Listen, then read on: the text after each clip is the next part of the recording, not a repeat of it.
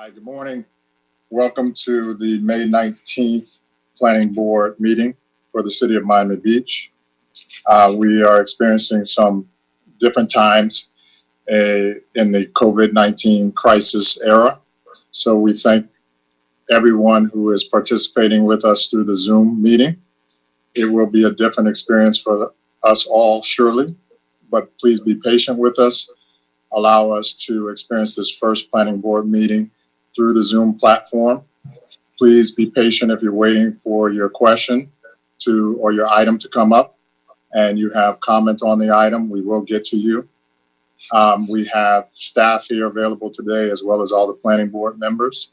So with that, we just are thankful that we are here. We pray that all of your family members and friends are well and that those who are not will be comforted and will survive this crisis. And we'll see you on the other side in person at some point.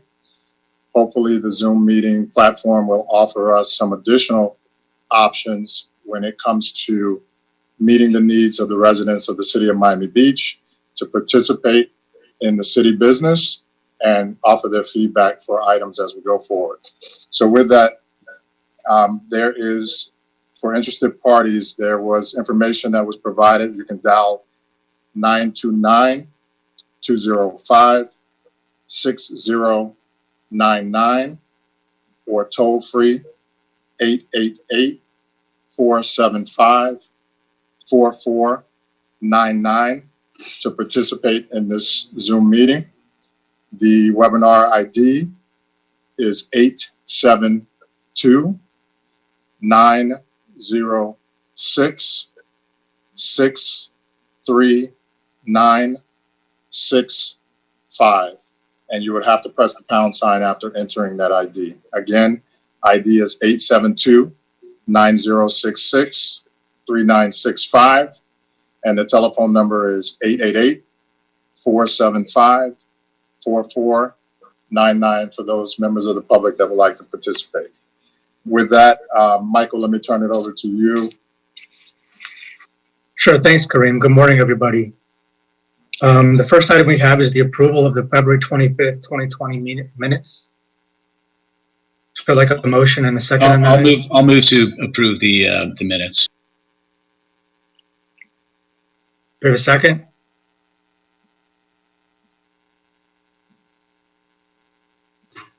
Second, Jalpi.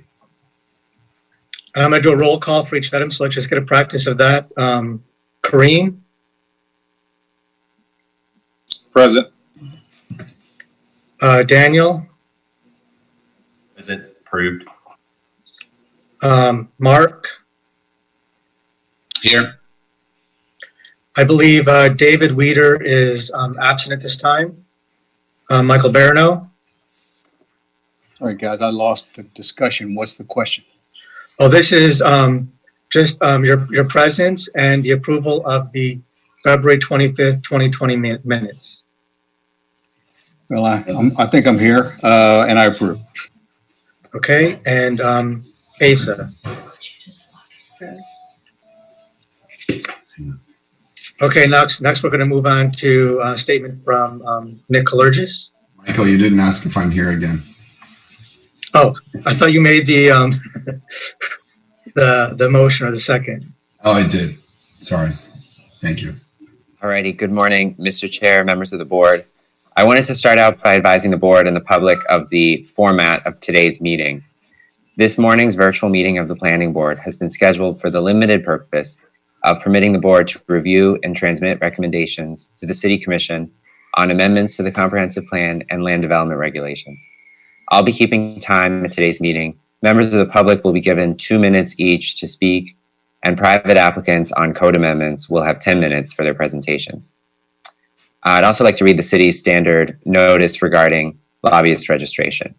If you're appearing on behalf of a business, a corporation, or another person, you need to register as a lobbyist with the city clerk's office. If you haven't registered yet, you should go downstairs. You should go to the clerk's office or call the clerk's office and register before you speak to the board. You don't have to register as a lobbyist if you're speaking only on behalf of yourself and not any other party, or if you're testifying as an expert witness, providing only scientific, technical, or other specialized information or testimony in this public meeting, or if you're appearing as a representative of a neighborhood association without any compensation or reimbursement for your appearance, to express support of or opposition to any item. Expert witnesses and representatives of neighborhood associations shall, prior to appearing, disclose in writing to the city clerk their name, address, and the principal on whose behalf they're communicating. If you're an architect, attorney, or employee representing an applicant or an objector, you must register as a lobbyist. These rules apply whether you're appearing in favor of or against an item, or encouraging or arguing against its passage, defeat, modification, or continuance. And just so you all know, when Michael will be taking a roll call on every motion. So you can expect, once we have a motion in a second, you can expect Michael to call each of your names as he did on the motion to approve the minutes.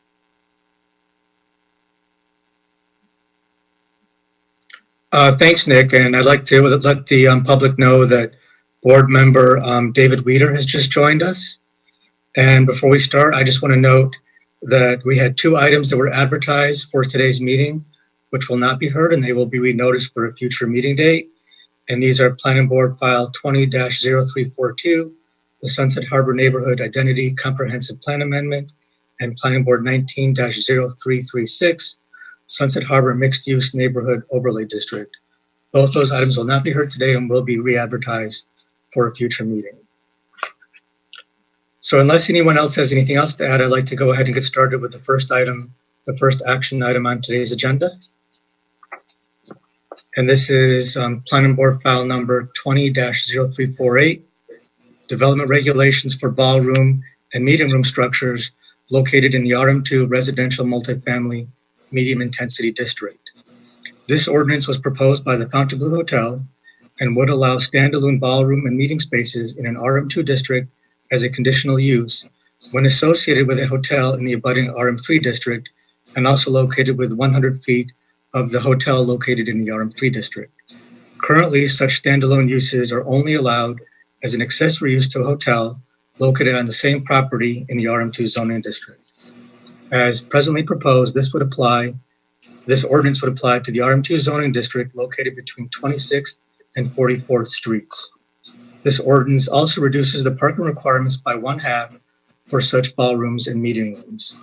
The Fontainebleau Hotel has filed an application for conditional use to be heard at a later date by the Planning Board in anticipation of adoption of this ordinance. We are recommending that the Planning Board transmit this ordinance to the City Commission with a favorable recommendation. And we have, I believe, Mickey Marrero and Don Wolf, who would now like to present their proposal on behalf of the Fontainebleau Hotel. So again, I'll be keeping time, so I'll set my clock at 10 minutes for the presentation. And then, Mr. Chair, following the presentation, we can open up to the public.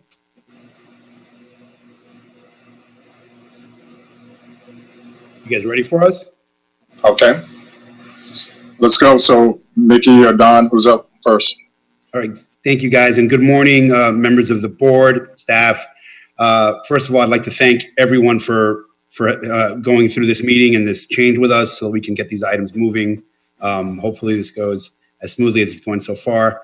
Don Wolf and I collectively represent the Fontainebleau Hotel. Don is the project architect, and we've been working on this item with staff and with the commission for many months. Just to give you a little background, the Fontainebleau always trying to make its product better for the community and for its business clients. They realized that there was a major hole in its operations. The amount of ballroom and meeting room space per room key was significantly deficient from all of its competitors. And I'll just give you the numbers. The Fontainebleau has 59 square feet of ballroom and meeting room space per hotel room key. Just some of its local competitors, for example, the Trump in Doral has 100 square feet per key. The Ritz in Naples, 112 square feet per key. The Boca Resort, 98. The PGA National, 96. So we can go through them, but essentially we're about half of where we want to be. And what's happened over the years, as we're trying to attract more of this convention business, we're turning away people because when we have one event, we're unable to bring in a second event or two small events because we lack the space. And Don and his team were tasked with finding a solution to bring this additional space. Initially, we looked at the main campus on the RM3 site where you see most of the Fontainebleau buildings, and it didn't really work because all those contributing buildings and the existing layout of the hotel wasn't really conducive to having another structure on there. We initially had showed some things to staff, and it just really didn't work from a contributing standpoint and from an operational standpoint. So the hotel owns this lot, which is the lot just south of the main campus on Collins Avenue, and we came up with the idea of trying to put these uses here. And all that we're going to propose, and we'll show you in more detail when we come back for a CUP, but Don will show you some drawings today, was trying to bring these uses and the parking onto this vacant existing surface parking lot that we have to the south. But in doing so, the initial obstacle that we faced was these uses, the ballrooms and meeting rooms, are permitted as accessory uses to hotels. But since they're across the street in a different zoning district, they would have to be a primary use in this property. But obviously, they are accessory to the Fontainebleau Hotel. So this ordinance proposed allows accessory uses to a hotel to occur across the street, essentially in the RM2 district, so long as they're within 100 feet of a primary use hotel. In addition, the ordinance contemplates a reduction in parking for these uses because, as noted in the staff report, we anticipate, our estimate is 96%, but even if it's anywhere near that, most of the users of these facilities will already be in the hotel, likely staying in the hotel already. So we don't think we need all the parking that would be generated by these specific accessory uses. More so, we've seen, as you can all imagine, our valet parking numbers are 45% today of what they were 5 years ago, just because of Uber and the change in mobility in our society and certainly on the beach. So those are the two components of the ordinance. I'll let Dawn go into the details of the plan. Again, we want to show you this as a conceptual so you get a sense of what this might look like. We will be back hopefully before you very soon with the actual project where we can get into all the specifics of the operations and the architecture. But with that, I'd like to turn it over to Don so he can go through it with you guys. Hey, good morning, members of the board. Pleasure to meet all of you and excited to present this addition to the Fontainebleau project with you. PJ, if you could please bring up the plans.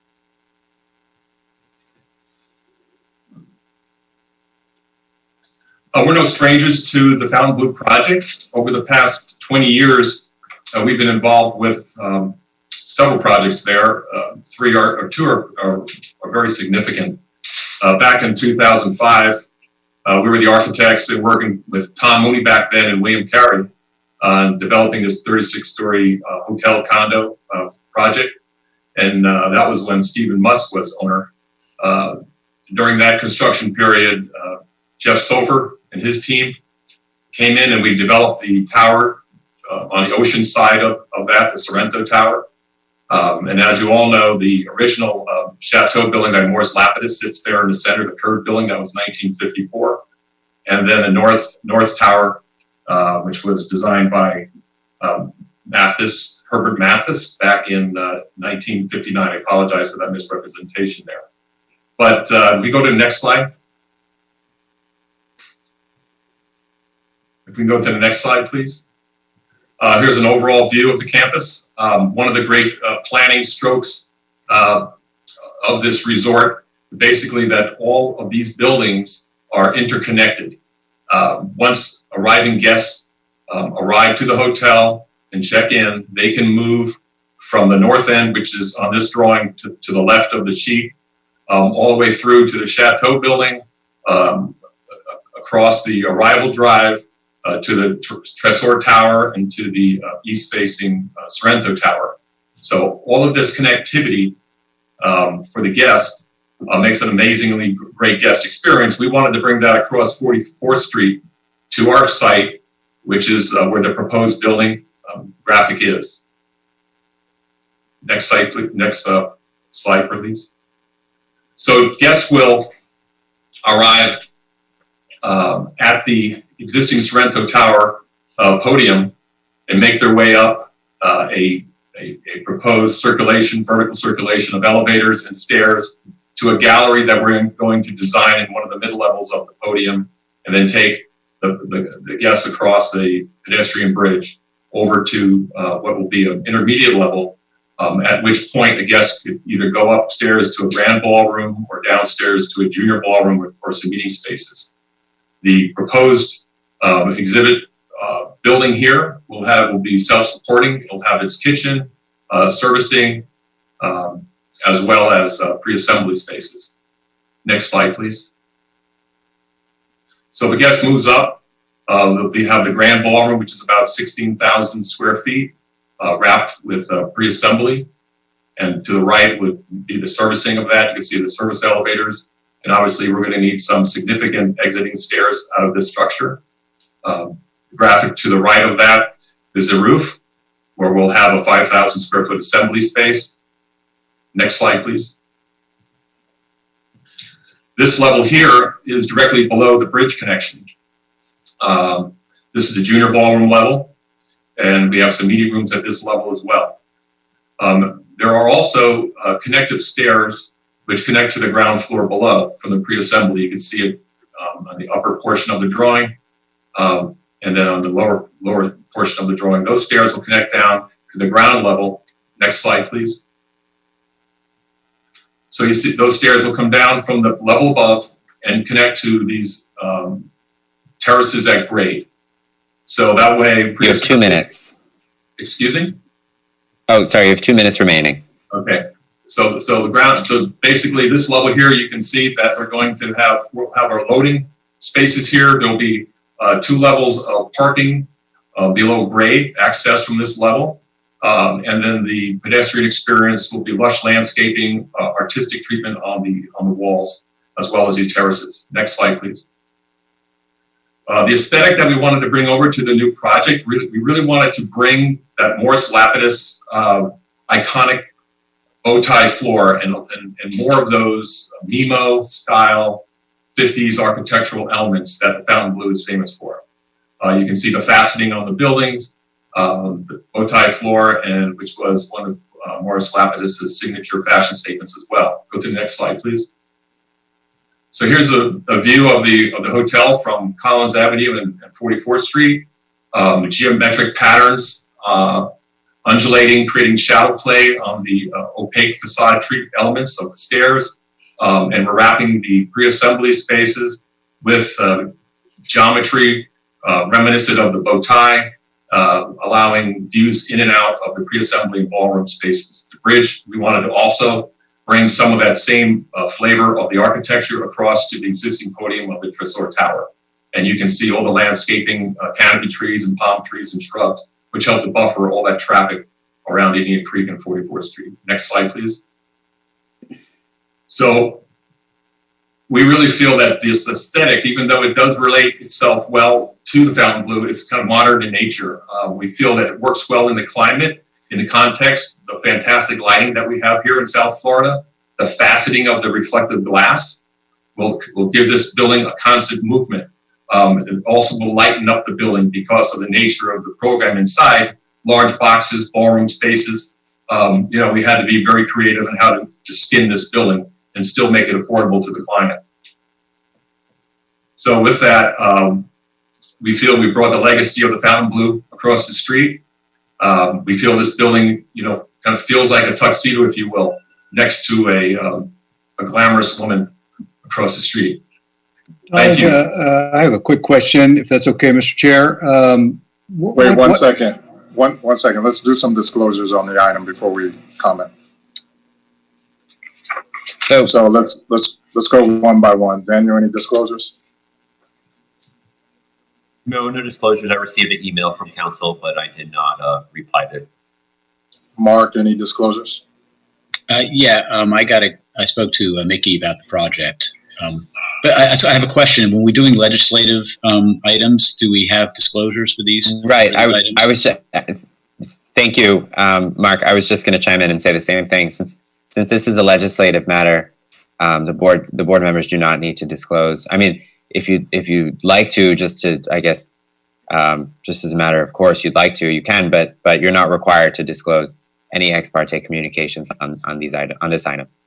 Well, And- if it's and not that going to way- be required, if it's not going to be a required item to disclose, I don't need to have board members then respond. So we'll move along. Go ahead, Mike, with your question. Michael.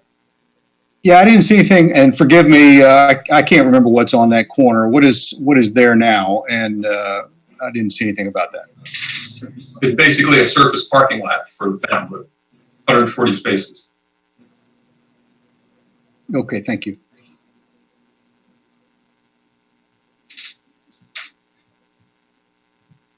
Do we have any other questions?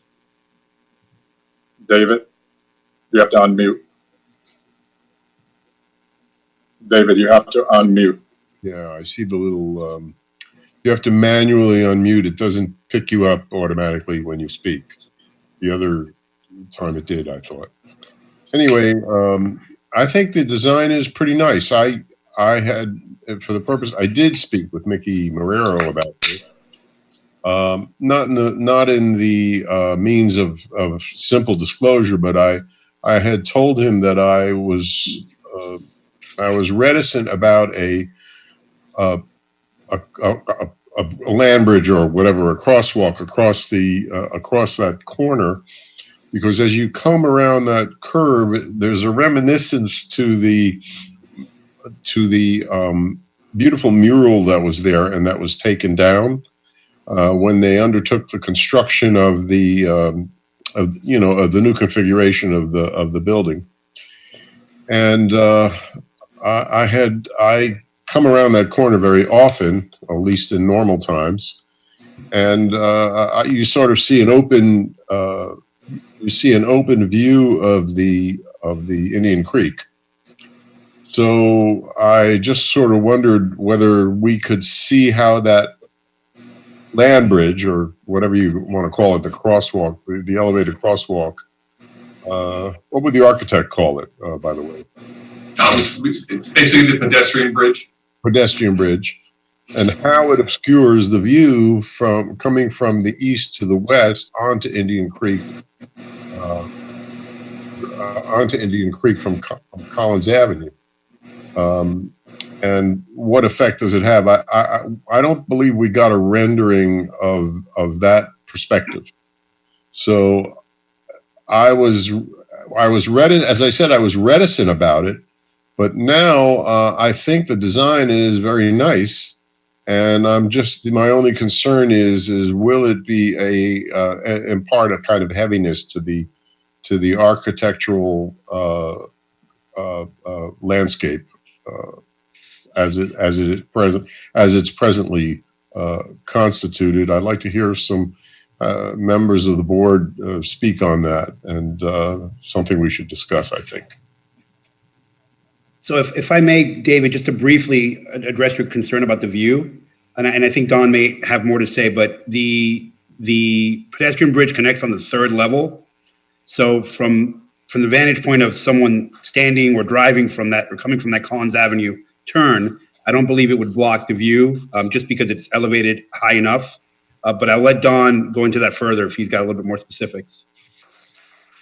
Yes, we're about 35 to 40 feet above the street, and the actual height of the height of the bridge itself is about 13 feet, and it's about 22 feet wide. So we try to keep it as narrow as we can. We've also met with the Soho House folks, and if they had any concerns with the views, they don't seem to have any problems with that. And then the glass technique we've used on it as well, the faceted glass. It gives it a lightness, an airiness to it, and ties it back to the new ballroom facility. So and then we didn't want to attract too much attention to it either, and just kind of let it be a bridge, that's befits the new project. What is the length of the bridge again? About 90 feet. And you said it's 13 feet above the pavement? No. It's about 40 feet above street. Oh, okay. And then the height of the bridge itself is Oh. about 13 feet. 13 feet, yeah. Okay, thank you. No problem. I have a quick question, follow-up question also, Mr. Chair. Go ahead, Mike. So Donald and/or Mickey, do you guys have any data on how this will help us compete with Miami? You mentioned, I think you mentioned Sunny Isles, a lot of convention space being built in Miami. Does this offer some help as far as the size and the scale of what's being proposed here? Well, I mean, we did a market study of some of our competitors where we know historically in the last 3 or 4 years, we've lost business specifically to certain other hotels. And the ones that we analyzed that we felt were our market competitors were the Trump National, which is in Doral, the JW Marriott in Aventura, the Ritz-Carlton Golf Resort in Naples, the Boca Resort, the PGA National, and the Westin Diplomat, all within an hour or so of our location. And all of those, we have lost at least one or more major events, major business to, because we couldn't provide the necessary ballroom and meeting room space. So with that happening over and over again, it became sort of a first line imperative item to address that concern. And But the size and scale of what you're proposing puts us in contention, or puts the Fontainebleau in contention or in competition directly with those folks. yes, and so I'll tell you where it gets us. We're at 59 square feet per key now. This will put us at 80 per key. Not quite as high as some of the others, but high enough where we're able to bring in at least another major group to the hotel in peak season. So it puts us in a competitive position with those groups. Thank you.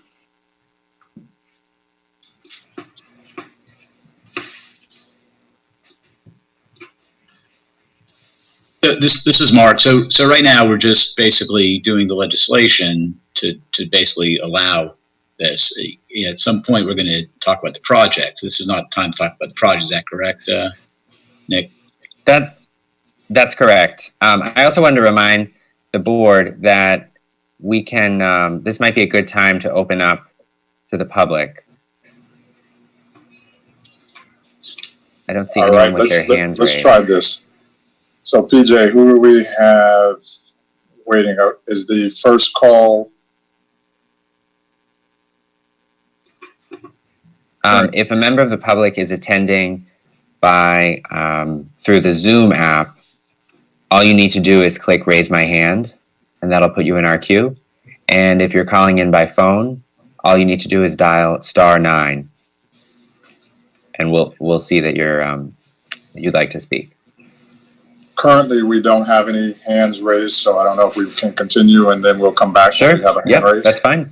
So board members, do we have any other questions or comments on this item? When will this project begin and when will it end? Or as far as the construction, Yes.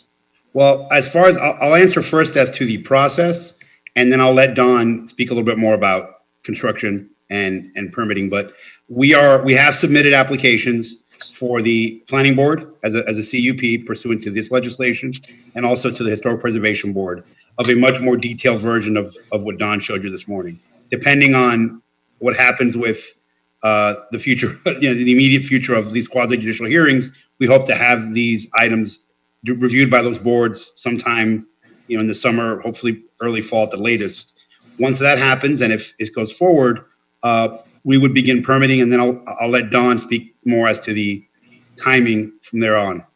Okay, so this is the first board that you've been in front of. You haven't been in front of HPB or any other board yet. No, well, we've been in front of the commission at where it was referred, and we've been to the land use committee where they also recommended in favor. This is legislation, so this would set up our ability to go forward to the other boards. We have Good. submitted full applications and met with all those staffs. Okay, thanks, Mickey.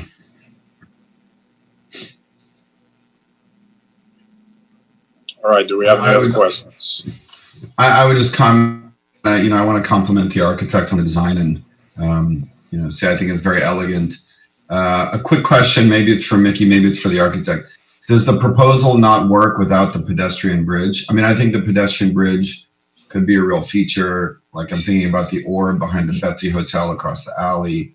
I mean, I think that could be a real addition to the project, but if that doesn't pass for whatever reason, is it not a feasible project? So I'll start and Don can certainly jump in, but basically the folks using the meeting rooms and the ballrooms, we're hoping they're going to be staying at the hotel. I mean, we believe that over 90% of them will be staying at the hotel. So without the bridge, you would have all those people sort of crossing a very busy Collins Avenue. Sometimes if it's an evening event, in a ballroom gown or in tuxedos crossing Collins Avenue. So we think that really without the bridge, it would be very problematic. The bridge keeps everybody internalized. It would function essentially as an extended hallway of the hotel, bringing guests from their pre-function time or their meeting room or their hotel rooms to the event. So that's why it's critical. Do you think that a crosswalk there might equally, well, not equally, but certainly there are many of these types of projects where you just cross the street and there's a delineated crosswalk with a traffic light and people could just go to the other building. Yeah, can I answer that? Yeah, sure. I think that, again, I brought it up in the second slide and how successful this resort is and how all these buildings on this resort campus are interconnected. And Mickey brought up the fact that, if you're in your tuxedo, your ballroom gown, when we were designing the main arrival that's there today, when we did the Tresor Tower, we were back and forth with Stephen Musk do we keep that canopy open? Do we close it? And we're glad that we had that closed as an air conditioned connecting. Okay. And that's why we think it's important, to take the guests in air conditioned loop all the way through across 44th Street into this structure to keep that connectivity. And what are the approaches to the bridge? Are there escalators or? Yes. You can get to this proposed vertical circulation node, which is just off the large arrival circle. You can get to it from the Tresor Tower lobby space, so you never have to go outside. And then you move up into the Tresor podium, and we're designing that gallery space, which will take you to the bridge, all the way across an air-conditioned space to the ballroom. I might add that it's a pretty nice design. I think it's in comport with the rest of the hotel. I would echo just one comment from David. He said earlier, it would be great, I think, to see a few more views. I know you showed us some renderings, but a few more views that orient us. I know you showed us some. It's not exactly fresh in my mind, but Mickey, is it true I actually thought this bridge was crossing 44th Street. It's crossing Collins? Well, it's 44th, but it's the Collins extension. It's 44th Street, yes. Collins loops around and joins Indian Creek. So it really is an extension of Collins Avenue. Okay, and a quick question to follow up on that. If it's actually physically connected with a bridge, is it then still considered a standalone use? I mean, once you connect it, doesn't it already fall under an accessory use of the hotel? Well, that's what this ordinance essentially does, because it's on a separate parcel with a right-of-way in between. So currently, without this ordinance, it would be a standalone use and not permitted. This ordinance allows it to be connected as an accessory use. The lots are not unified, correct? They still standalone, separate folios and separate lots? Correct. Okay. So, Mickey, I'm also assuming that for folks that are going to be using that ballroom area that aren't staying at the hotel, that they're going to be encouraged to enter through the hotel property, then cross a bridge rather than get dropped off at, because I could see that being a big problem if folks, start dropping their guests off at the building, which will jam up Collins Avenue. So just maybe it's premature for this, but maybe you could speak to that.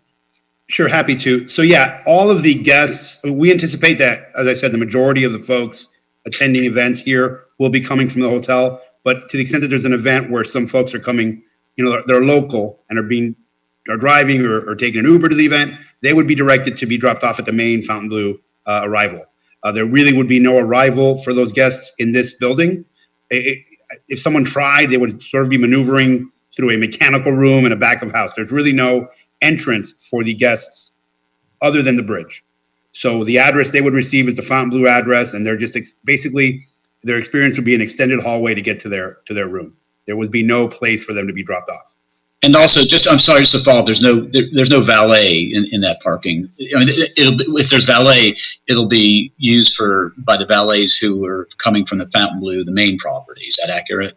Right. Well, the actual parking, and we'll get way more into this at the CUP hearing, but I will tell you that in working with our traffic engineers and staff, it became very clear that the better operational way to deal with this is to have this new parking component be employee only.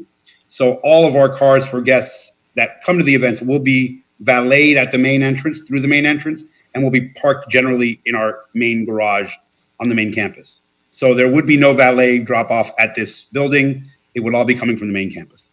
So we think that's the best traffic solution. And may I say may I ask, is there no direct pedestrian doorway or entrance to this particular building other than the walkway? That doesn't sound like that's possible.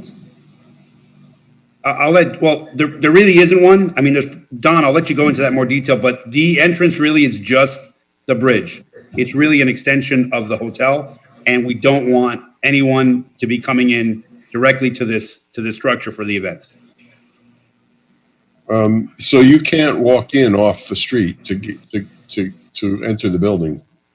Well, let me answer that. We really didn't want that as the case, because then at that point we'd start getting these Uber drop-offs and taxi drop-offs and those types of things. As I mentioned earlier, David, we have these terraces which come off and activate the edges of the building off of Collins and Indian Creek, and those are connected up above to the pre-assembly spaces above. And that's basically just to kind of create a more pleasant pedestrian experience down there. But we really didn't want to have an entry into this building off the sidewalk. I mean, so the answer to that is that there's no entry, no ingress to the building off the street, either on Collins Avenue or on the other side of the building on Indian Creek. Is that fair? David, what I would say, just to be very clear, there's access for the employees that park there only, and there's emergency access. For guests and the general public, there is no access. Okay. I think this is pretty straightforward, and I think it makes sense, and it looks like a very nice project. So I look forward to seeing it next time. The only other question I would have is, if you're building this standalone use without the required parking because the hotel already provides it, is there anything that considers what happens if this were to be sold in the future and then it wouldn't have the required parking as a result of not being associated with the hotel? I mean, obviously, there'll be conditions to your planning board order that could potentially address that.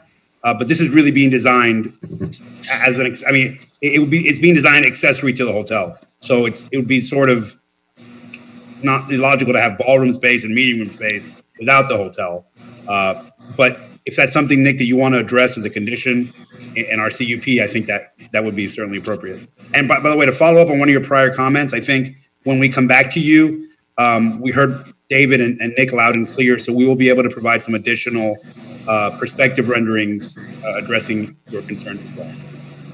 Yeah, I'd like to see a rendering showing the view coming around that curve with Indian Creek behind the walkway. Okay. Very good on that. We'll get that. So, I have a question for. Any more questions?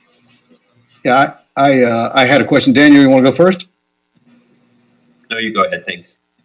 So most of my questions were answered through the last discussion. I actually would encourage Donald and Mickey to give us plenty of information as far as those views and how that's going to impact that corridor, the bridge. I think the bridge is a net plus, making sure that this building is integrated to the what's going on there already.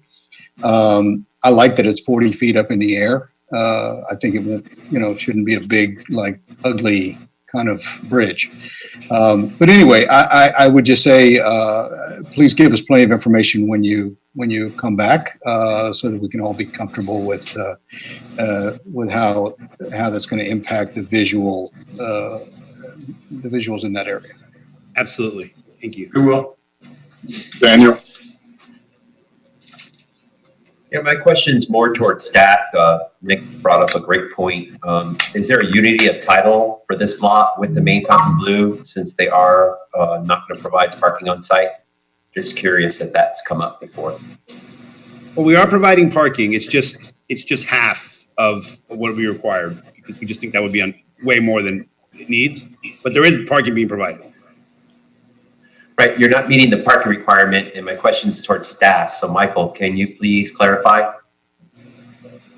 No, they are providing underground parking for the project with mechanical lifts, and it's up to them to determine how that parking is operated.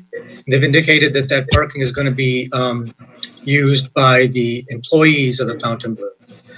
That they have access parking. They're moving their parking around on the Fontainebleau site, and the parking in that location will be for the employees only. And then in the future, if the parking requirements change, so this is located in a local historic district.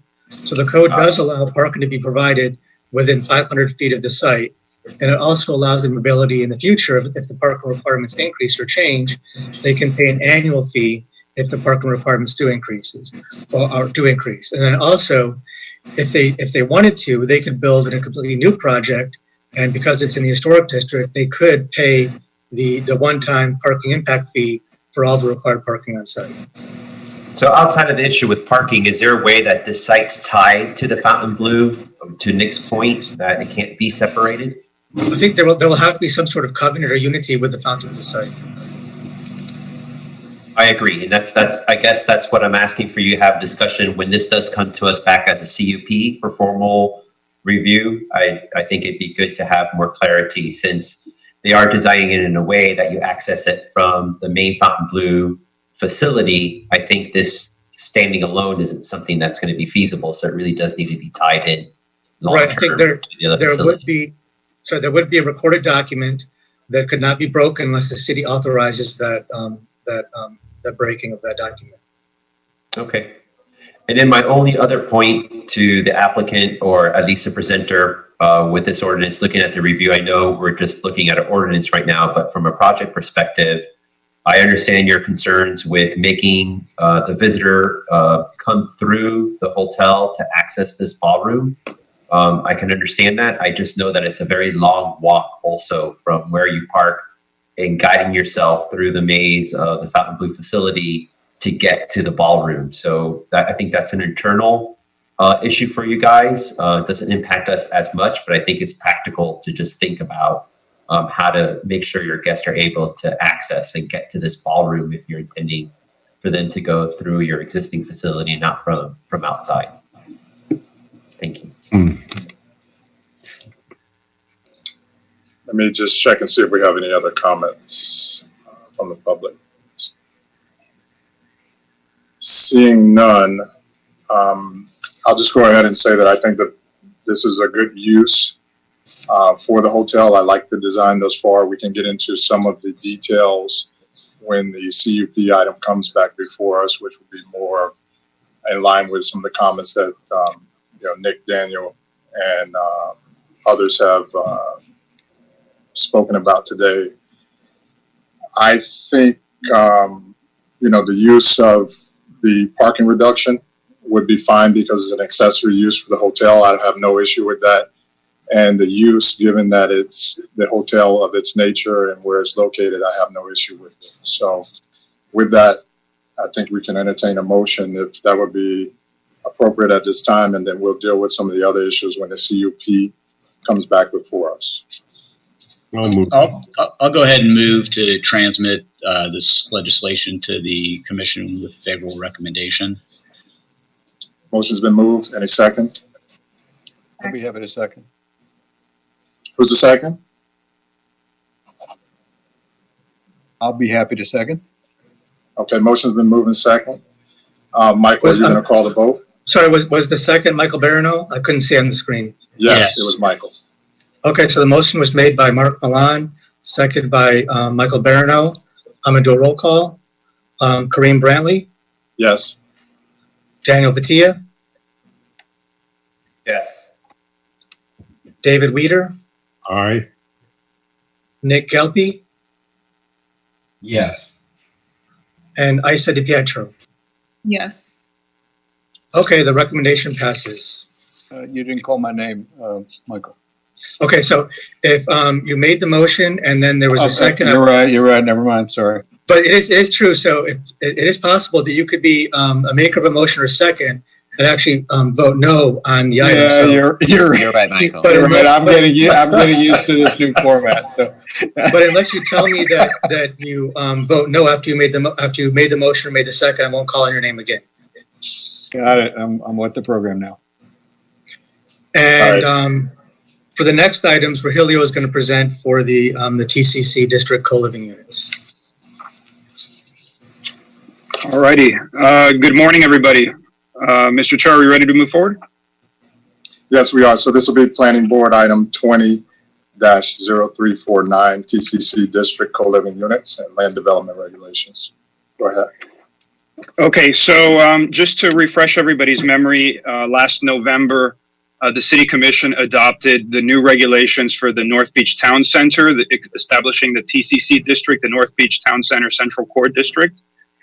In that ordinance, that included a new concept for the city called co-living units.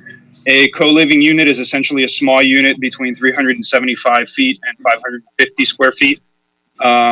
And buildings that have co-living units have to have 20% of their floor area for amenity space. So could be common gyms, common kitchens, common meeting rooms, and other pool areas and other types of uses. When the ordinance was adopted by the City Commission, there were some concerns regarding the co-living use, in particular that may encourage the development of short-term rental units, that they may turn into short-term rental units. And because we are preempted by the state in regulating short-term rental units, the City Commission wanted to include a cap on the number of co-living units. And so they selected 10% of the total residential units of the district as their cap. And so that represents 312 co-living units. So the ordinance has a cap of 312 co-living units. At the time, we looked at proposals for the North Beach Town Center area, and we felt that that was a sufficient number for the co-living based on the projects that we expected in the area. Subsequently, one of the projects that had been approved prior to the adoption of these regulations changed their program from hotel to co-living, and that ate up the cap. And so the projects that we expected to move forward with co-living units, one of the projects is not going to be able to move forward because of that. So that was a project that the city felt was worthwhile in moving forward. And so the ordinance was referred to increase that cap from 312 to 453 units. So that's the ordinance that's before you. Another thing that this ordinance does is it changes the mechanism for reserving units. The current legislation allows you to reserve simply by including the co-living in your building permit. This ordinance will require that the co-living units be approved by the DRB as part of a DRB application, so that it's easier for us to track. And so the City Commission also recommended in the referral that the Planning Board provide a recommendation regarding a specific number on the maximum number of co-living units to be permitted in the town center area. They also requested that the Planning Board provide a recommendation as to whether co-living units should be permitted in other areas of the city. And staff's recommendation is that you transmit the proposed ordinance to the City Commission with a favorable recommendation. So with that, if you have any other questions. Yeah, Rogelio, before we start, I have a question. Is there a difference between co-living unit definition in the TCC district versus other districts, either by square footage or otherwise? Yes, The city allows co-living units in one other area of the city, and that is on Washington Avenue in very limited circumstances. On Washington Avenue, it allows for another type of co-living called a co-living suite. And in a co-living suite, that is essentially, it works like an apartment unit where you have, as you have a living room, a kitchen, and then the bedrooms are larger than what we'd typically see in an apartment unit. And that bedroom would have a bathroom, and they would be able to rent out each bedroom individually up to, I believe, 6 bedrooms per co-living suite. That's not the concept in the town center. In the town center, they are simply smaller units. They would not have that. They would be structured differently. Thank you. We have an item coming up at, I think, for 1260 Washington. So I just wanted to make the distinction. I have a question for Rogelio and staff, really. So how would you distinguish, how would you differentiate co-living from short-term rentals? It seems like when this topic comes up with co-living, everyone goes, oh no, I'm scared about short-term rentals, which is an understandable concern in Miami Beach. How do you help folks who have that concern? It's really apples and oranges the way I understand it. What would you say? So this is an area where prior to 2011, we did not have any short-term rental restrictions. So therefore, we are not allowed to incorporate any prohibitions on short-term rentals for this area due to state law. It's really a concern in areas where hotels are prohibited. In this case, if the developer wanted to have short-term rentals, they could simply permit the building as a hotel.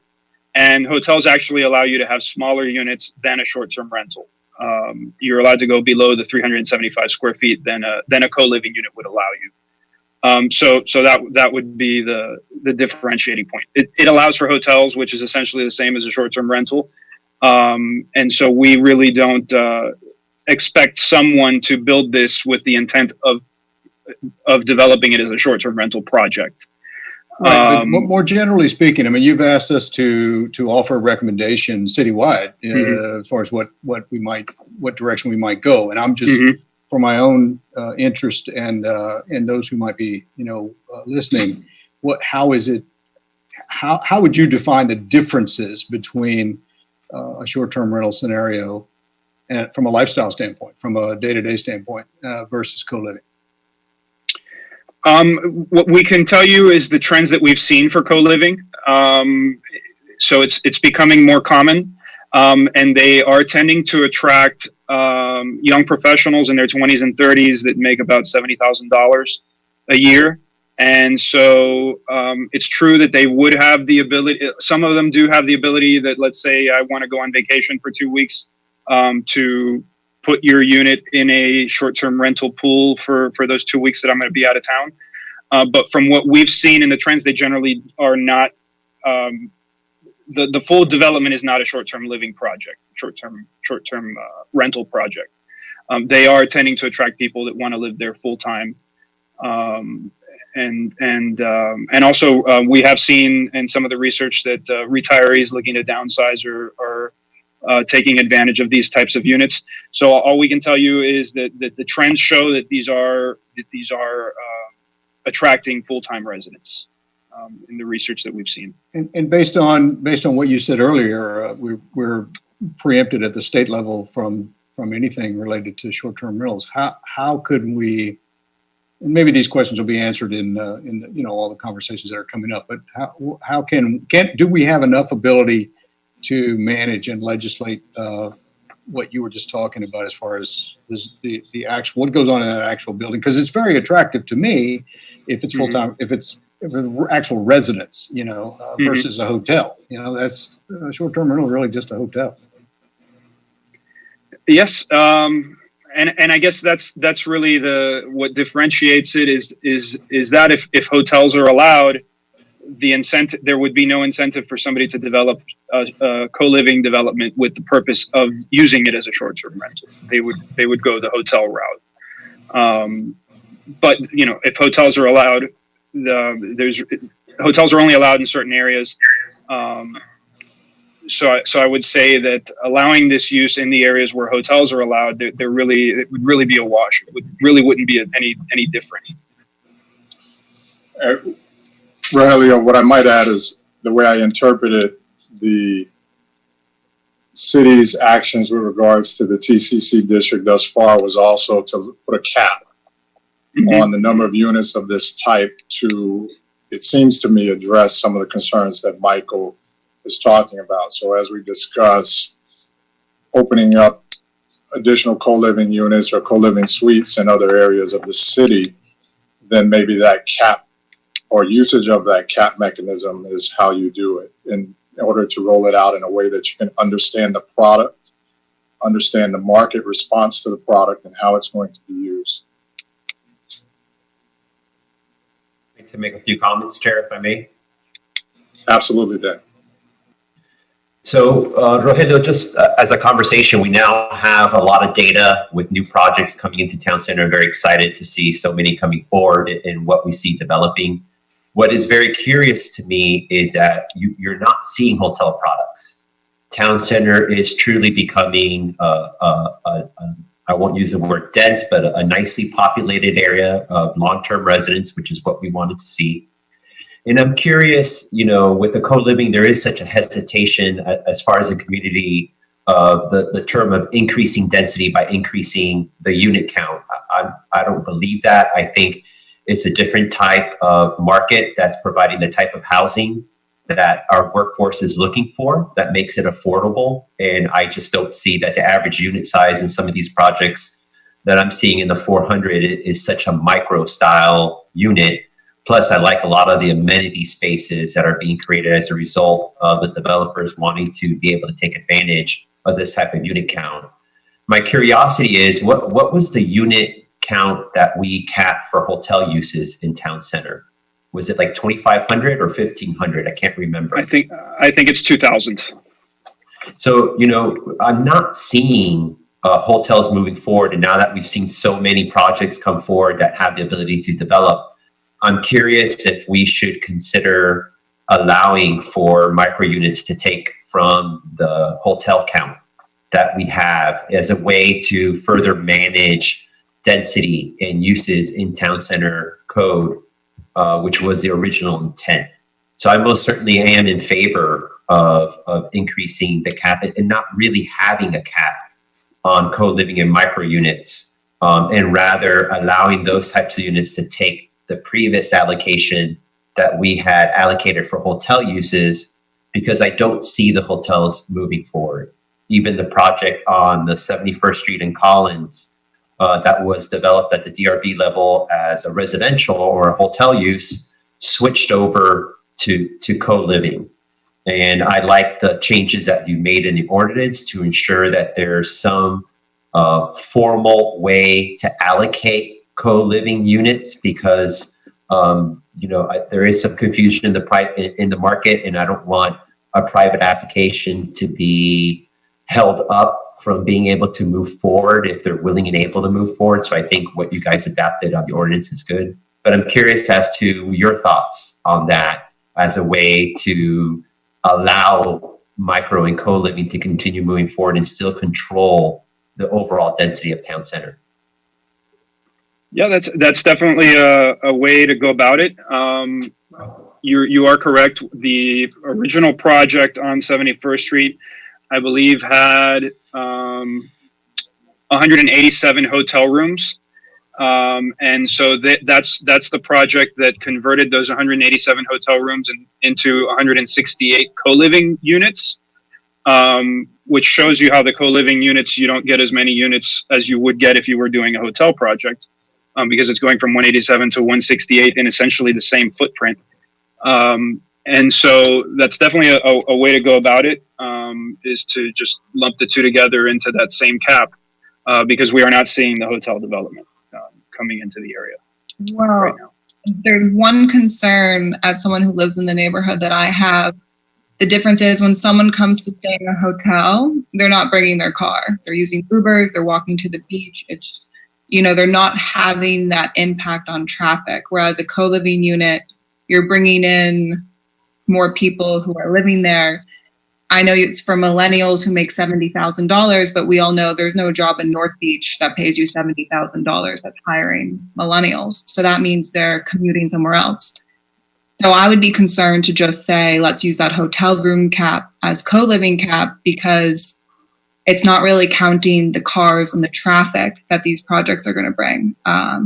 Sometimes it can take me an hour to get home from, South Beach, or an hour to drive to the Soho House in the morning, because that road is so jam-packed with too many cars and too many people already commuting. Just as a concern. What is the hotel cap for the district? The cap is 2,000 units. Yeah. But is that overall inclusive of or that's separate and apart from the original 312? That's separate. That's a separate number from the 312. Yeah. The other thing to note is, sorry, Rogelio, is that number based on the occupancy? So like how many occupants will be in the room, or is it based on the rooms themselves? That's based on average counts of traffic for a hotel unit. It's not necessarily based on the size of the room. It's using engineering standards for traffic generation. And that number was based on a traffic study that the city had commissioned as part of the whole town center project that came up with a recommendation on caps for residential units and hotel units. Well, and because the staff in the report talked about, a lower occupancy per co-living unit or micro unit than larger units, does it make sense to keep that number the same and then just convert hotel room to micro unit? Or does there need to be some new calculus? And, to follow up on Asa's comment also, do we need to recalculate the traffic impact?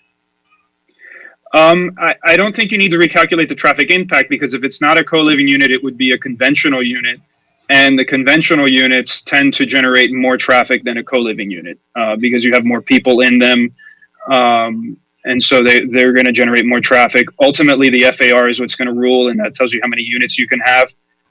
So generally, you're going to be able to have 2 co-living units where you could have 1 conventional unit, but that conventional unit is going to have more people generally. So the traffic impact is really likely going to be a wash in that regard.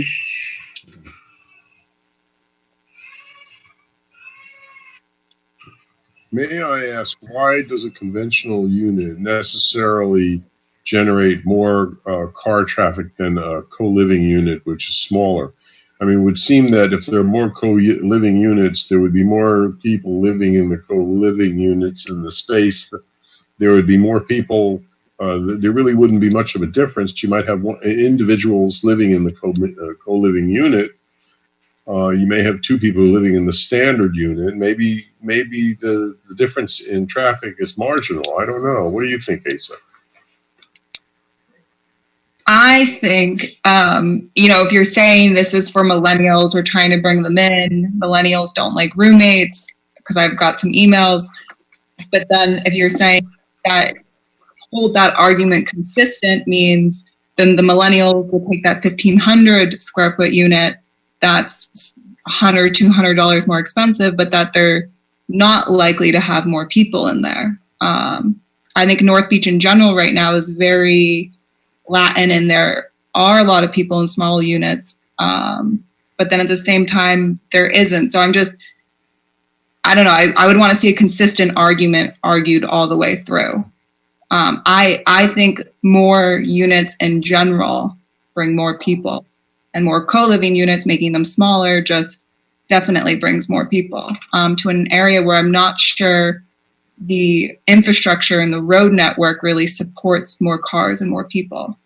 Yeah, so what you're saying is that it would generate, you think, more traffic, not less. I think, and I know that living here, traffic is already a nightmare on the beach. But I know the Center initiative passed, so working within this framework of what's already passed. I feel your pain because I live in the same area. So, Well, I really don't want to penalize the development of North Beach and the master plan that we've outlined because of commuting traffic coming through our city. I don't think the traffic that you see on the roadway on Collins in the morning is being initiated by residents in North Beach as much as people moving north down through south using our roadway network. That was outlined in a traffic study that the city did that shows the 30 to 50,000 cars on a daily basis commuting through our neighborhood and congesting our roadways. I do feel that based on what the developers are doing and how they're managing the types of units that they're introducing, that most certainly this is being geared towards individuals that don't have a car. I think that people will be working from home, and those that are moving to town center will be looking to work on the beach and trying to stay within the local area of Miami Beach. That's why in the master plan, we're looking at transportation mechanisms and ways to move people around the city without the need for their cars. And I think that that's made a lot of headway. So I think regardless, we've committed ourselves to the development of town center, creating that density, creating a really nice unit mix that allows for the support of the retail and commercial establishments at the ground floor. So, I'm very excited to see all the projects that we see developing.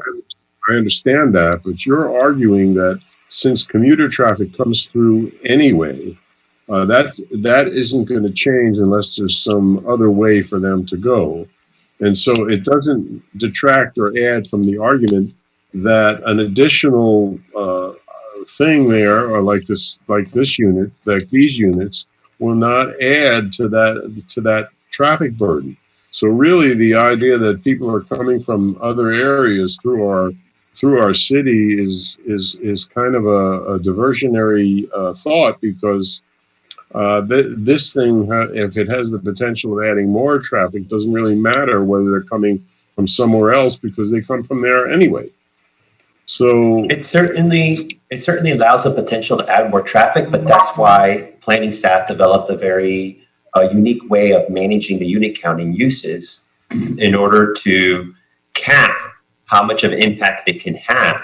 I can tell you from what I know today in the units that I manage in North Beach that I am surprised to find a lower demand for parking.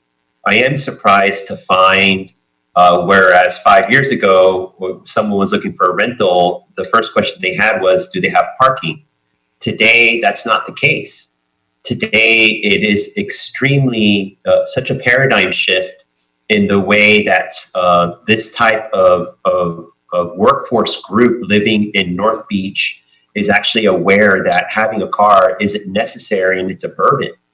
And the developers are responding to that demand by developing projects that have less parking requirements, which is why we removed the parking requirement or lowered the parking requirement in town center. So I still feel confident with the caps we have in place that this is something that our network and roadway can handle, which is why we were so thoughtful in the comprehensive planning of the town center core.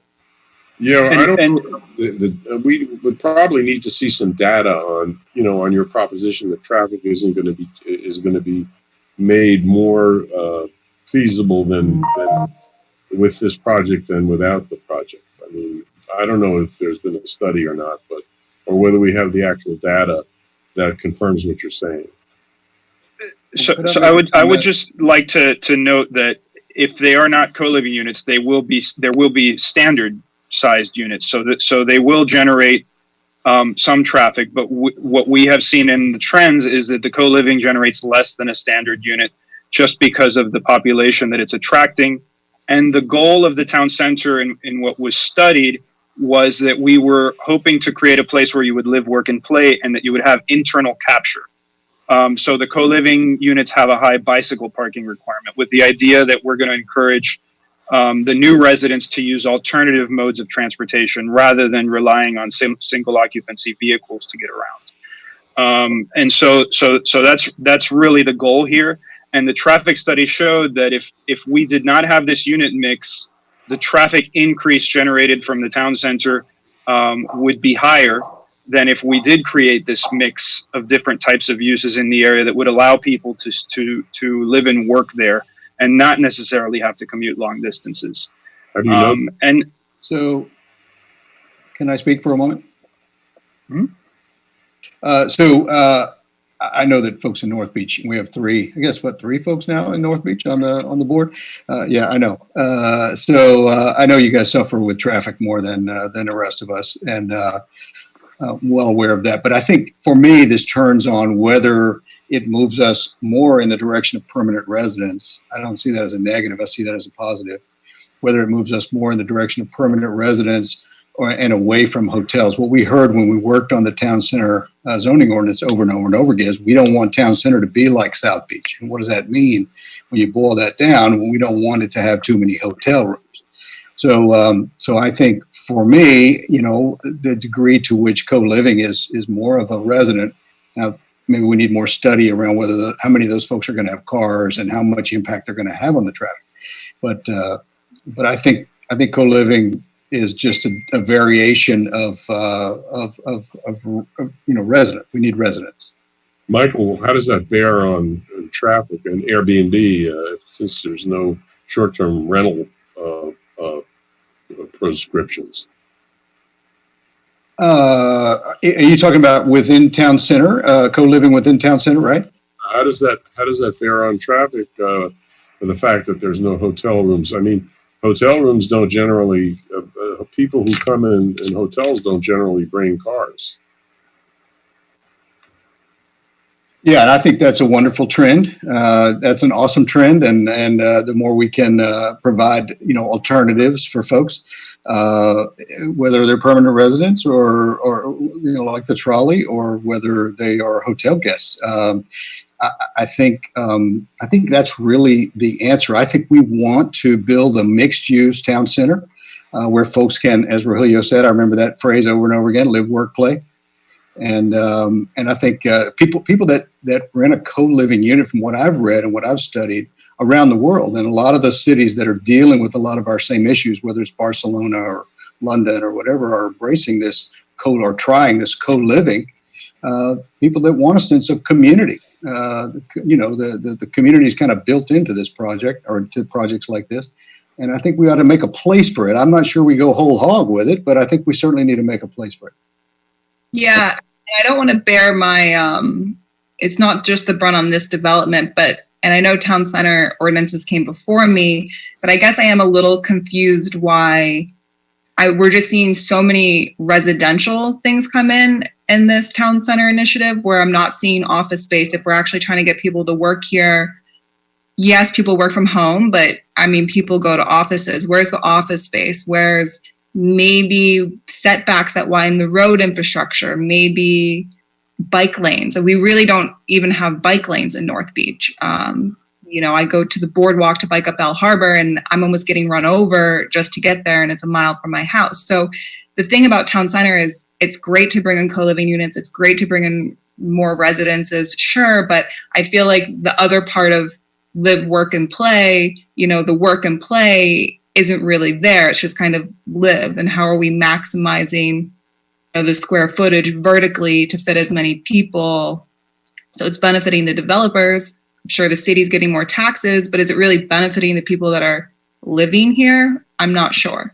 What's interesting is, Asa, I just wanted to make this point, Kareem, I'm sorry. But what this says is the board may be looking at this in a pre-COVID transformational step for our society. Everybody's talking now about living and working at home. And so maybe the demand for office space is going to diminish greatly for people who are, gig workers. You're going to need more people in delivery areas. And the question is whether the country's going to return to what it was before, with devalued delivery workers, or delivery workers, are they going to become more valuable to us? And are we going to really need the physical office space that we needed just a year ago, or that we were thinking about just a year ago? So, I mean, I think the board has to perhaps think a little bit outside the box in terms of what the next year or two or 3 or 4 is going to include.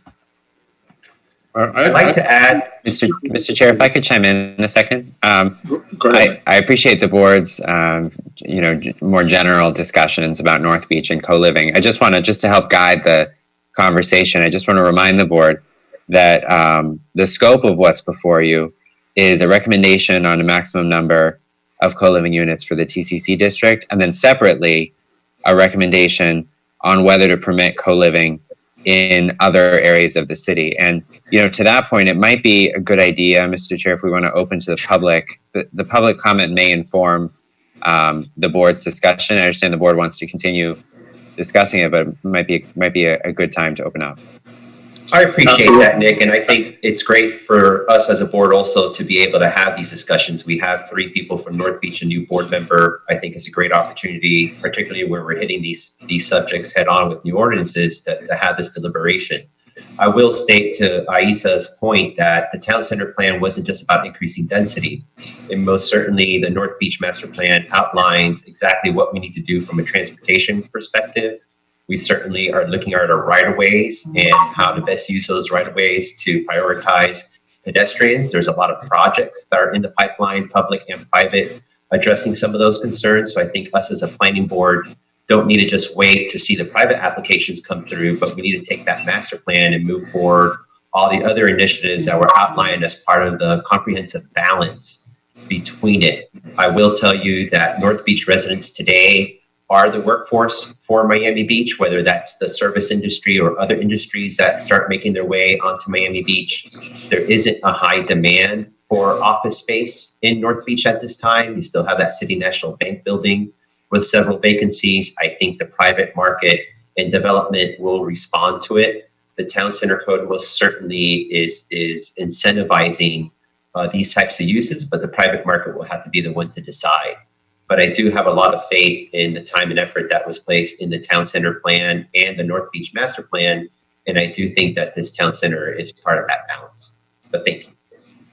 Agreed, Daniel. And I'll have some more comments. Kareem, I'm sorry. One second, Mark. And we'll have some more comments on that. I think that there are some infrastructural challenges that come with any locale or municipality. I think Asa kind of pointed those out. I agree with you, Daniel, that, it's kind of punitive sometimes. You have a cart and a horse situation, and I don't want to penalize what is the good work that has already been done for TCC. I'm going to be in support of this item. I have some other questions, staff, about impact fees and revenue generations on half units. I also have some questions on section 2A, 1, 2, and 3 with regards to workforce affordable, but I didn't want to interrupt the conversation. We have one member from the public that's waiting. So Ms. Ramos, stay with us. Mark, go ahead, and then we'll go to Ms. Ramos. Yeah, just really quickly, I could see sometime in the future that we're going to get, another amendment to this, talking about increasing the number of units in co-living or apartments. And, to a certain extent, the market is going to sort of take care of what gets built there, right? I mean, we could certainly have limits on it, but, I think maybe we should consider glomming some of this together, in total amount of units versus saying X amount in co-living and X amount in apartments. Again, the market's going to tell the developer is going to build to the market here. And I think, we're going to end up getting, if apartments aren't popular and co-living units are popular, we're going to come back, we'll be back here in a year or two, basically saying, let's increase the number of co-living. But then, if we don't have a decrease in apartments, we're going to end up with more units. So I think we have to think about a sort of almost glomming it all together with a maximum amount of units, and then let the market take care of what really gets built there. Okay, PJ, we're going to come back to the board. We have a little bit more discussion, but PJ, can you bring in Ms. Ramos? And again, I'll be setting my clock at 2 minutes per speaker. Can I speak now? Oh, absolutely, Ms. Ramos. Welcome. Okay, thank you so much. Thank you, Marguerite. Hi, I'm glad I figured out how to speak. Thank you so much for this opportunity. I served on the North Beach, a million North Beach boards appointed by 2 different mayors, and I'm so worried about the state of North Beach after COVID. There is going to be a financial crisis. There's going to be a real estate crisis coming down the road. We have a developer that is committed to build this project, and I urge you to please increase that cap. Please help North Beach. to move forward during this crisis. It is imperative that we move forward because if not, it's going to be 2009 all over again. We will not have any development for 10 years. So I cannot say it enough. Please, please increase that cap. Let's bring in the smaller units, but let's bring in millennials. Let's diversify our neighborhood. Let people that want to live a block from the beach live there and enjoy our beautiful neighborhood, which needs diversity. We are very much lacking diversity in North Beach. So lastly, same comment, please, increase this cap and allow this development to go forward. I thank you so much for your time and this opportunity to make this comment.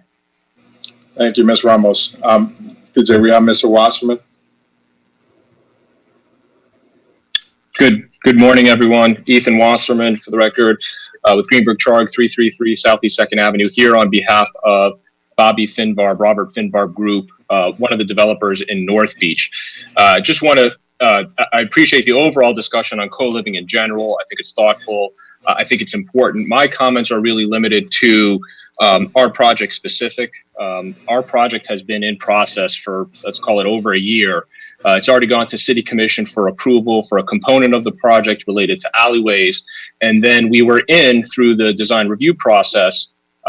Everybody's aware our project has co-living, but through a technical, what I would call almost a technical glitch in the code with respect to how to allocate co-living, the co-living units for our project were essentially taken away at the finish line. And we are supportive of the increase in co-living, but I would urge you at least to support the increase in co-living to at least allow our project to move forward. It's critically important. We're ready to move forward. We've been on the DRB agenda for quite some time, but under the circumstances with COVID-19, we fully understand and are looking forward to get our final approval. Staff is recommending in favor of our project with the co-living. We are not a 100% co-living building. I want that to be clear for this discussion. We are about half of our units are co-living, so you wouldn't even. How many units is that, Ethan, please? The co-living in our project is about 141 units. This ordinance takes care of you and this proposed new project. Is that correct? It would allow our project, at a minimum, it would allow our project to proceed. This, if I'm not mistaken, this would allow this project to move forward. Correct. That's correct.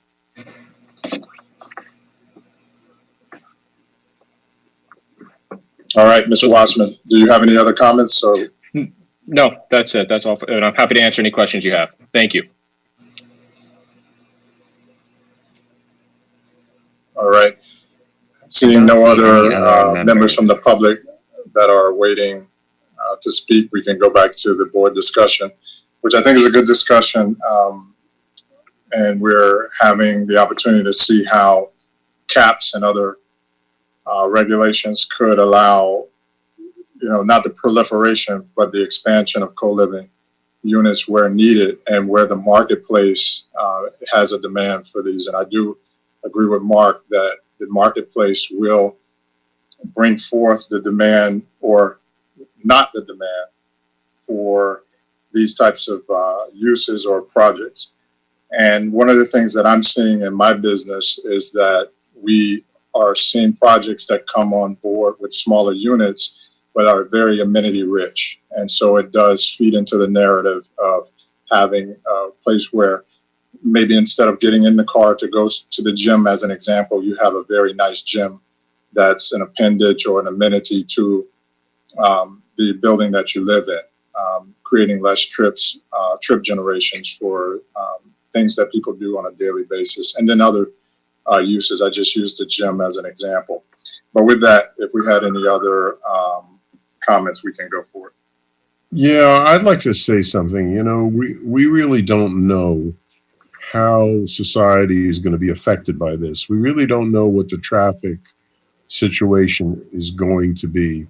We don't know what's going to happen in terms of mass transit. We don't know what happens if people are going to even want to go to restaurants for the next year or two. people, dining in a restaurant with a mask on your face and being distanced from your friends is not an inviting prospect. So I think a lot more people are going to want to be living at home. They're going to want to be with their families and not expose themselves to a risk. Now, of course, all this could change if there's a vaccine that comes around. And the question is, will we return to our old habits? And, I hope we don't, because what we're doing is, ruining the planet and overdeveloping and creating a huge amount of traffic on the basis of, economic development. And the question the board has to think about is whether this economic development is changed for the good and not changed simply for the sake of change. And will it improve the quality of life of our North Beach residents, of which I am one? So yes, I understand the need for a more receptive North Beach, but does it really include more and more and more people and more cars? And is that really necessarily something that's going to happen? And how much can we rely right now on people staying home or in the neighborhood? And don't forget, Florida has an additional ingredient.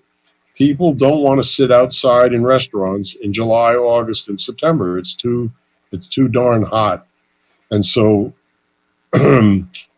those are all things we ought to think about in the larger sense as we're moving forward. I'm not against progress, and certainly there are some very many worthy projects. I was initially reticent about the North Beach project, but is it something that we really have enough information right now under the present circumstances, and I hope it changes, to make these really crucial decisions? Yeah, Mr. Chair, are you thinking we're going to break the conversation into town center and then the citywide? Yeah, we can do that. We can do that, but 1 second. I just want to make sure that, we do focus on the item in front of us. And I think David brings up excellent points. I don't think that those are things that we're going to be able to answer today, unfortunately. And as I said earlier, I want to be mindful that we're not penalizing, someone who is ready to move forward with an application that has gone through the due diligence, has done everything otherwise that they would need to do. And we're expanding a cap because we think this is a worthwhile product for this area. I think that we will have some learned lessons post-COVID. I don't think we are there at this time. I certainly am not in a position where I can opine how uses will be utilized by the public 2 years from now. I imagine that this building in particular, as an example, has probably 15 to 18, 24-month cycle from where we are today. So I don't want to try to make a decision in a vacuum. So that's just my personal perspective. Each and every one of you have your own. But Michael, go ahead. Yeah, so just a couple of comments. I support this ordinance as it relates to town center. I believe it's very much consistent with the vision that the master plan and the town center zoning ordinance lays out. I think Ms. Ramos makes a very good point that we have someone here. We don't know, how we work. We're in the very beginning of this health crisis. And we don't know what the impact is going to be. And somebody who said, I want to make a substantial investment in Miami Beach and in North Beach, I think we got to take that into consideration. I think that's important.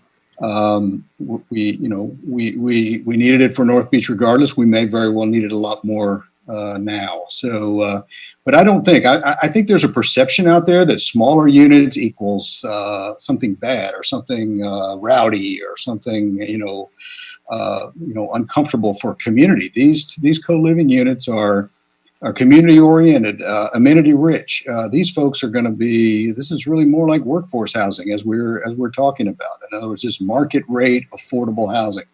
And I think, we need this type of investment in Miami Beach, and I'm going to support it.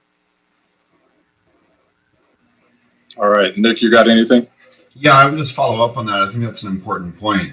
Again, I also am in favor of this. And then in terms of the discussion of what the ultimate cap should be, has there been any discussion about, really expanding this cap, provided that we, provide some provision for workforce and affordable housing? I don't think there's any guarantee that this will become that.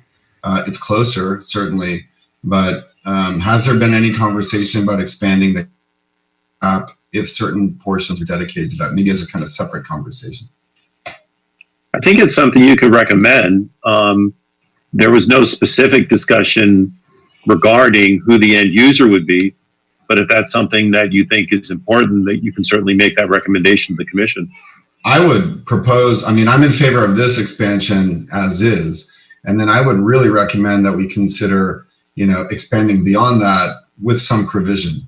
And I'm open to whatever suggestions the rest of the board has, but we struggle to find any incentive to incorporate workforce and affordable housing. And I know we want market rate housing, and this gets us closer. So I'm very in favor of it, but it would be great to put something, to codify something for workforce and affordable housing in new developments. And maybe this becomes an incentive for that. So Nick, go ahead, Rogelio. We do have some incentives for workforce and affordable housing. They are allowed to go down to 400 square feet in the town center area. So not as low as the co-living, which is 375, but they do get an incentive of 400 square feet.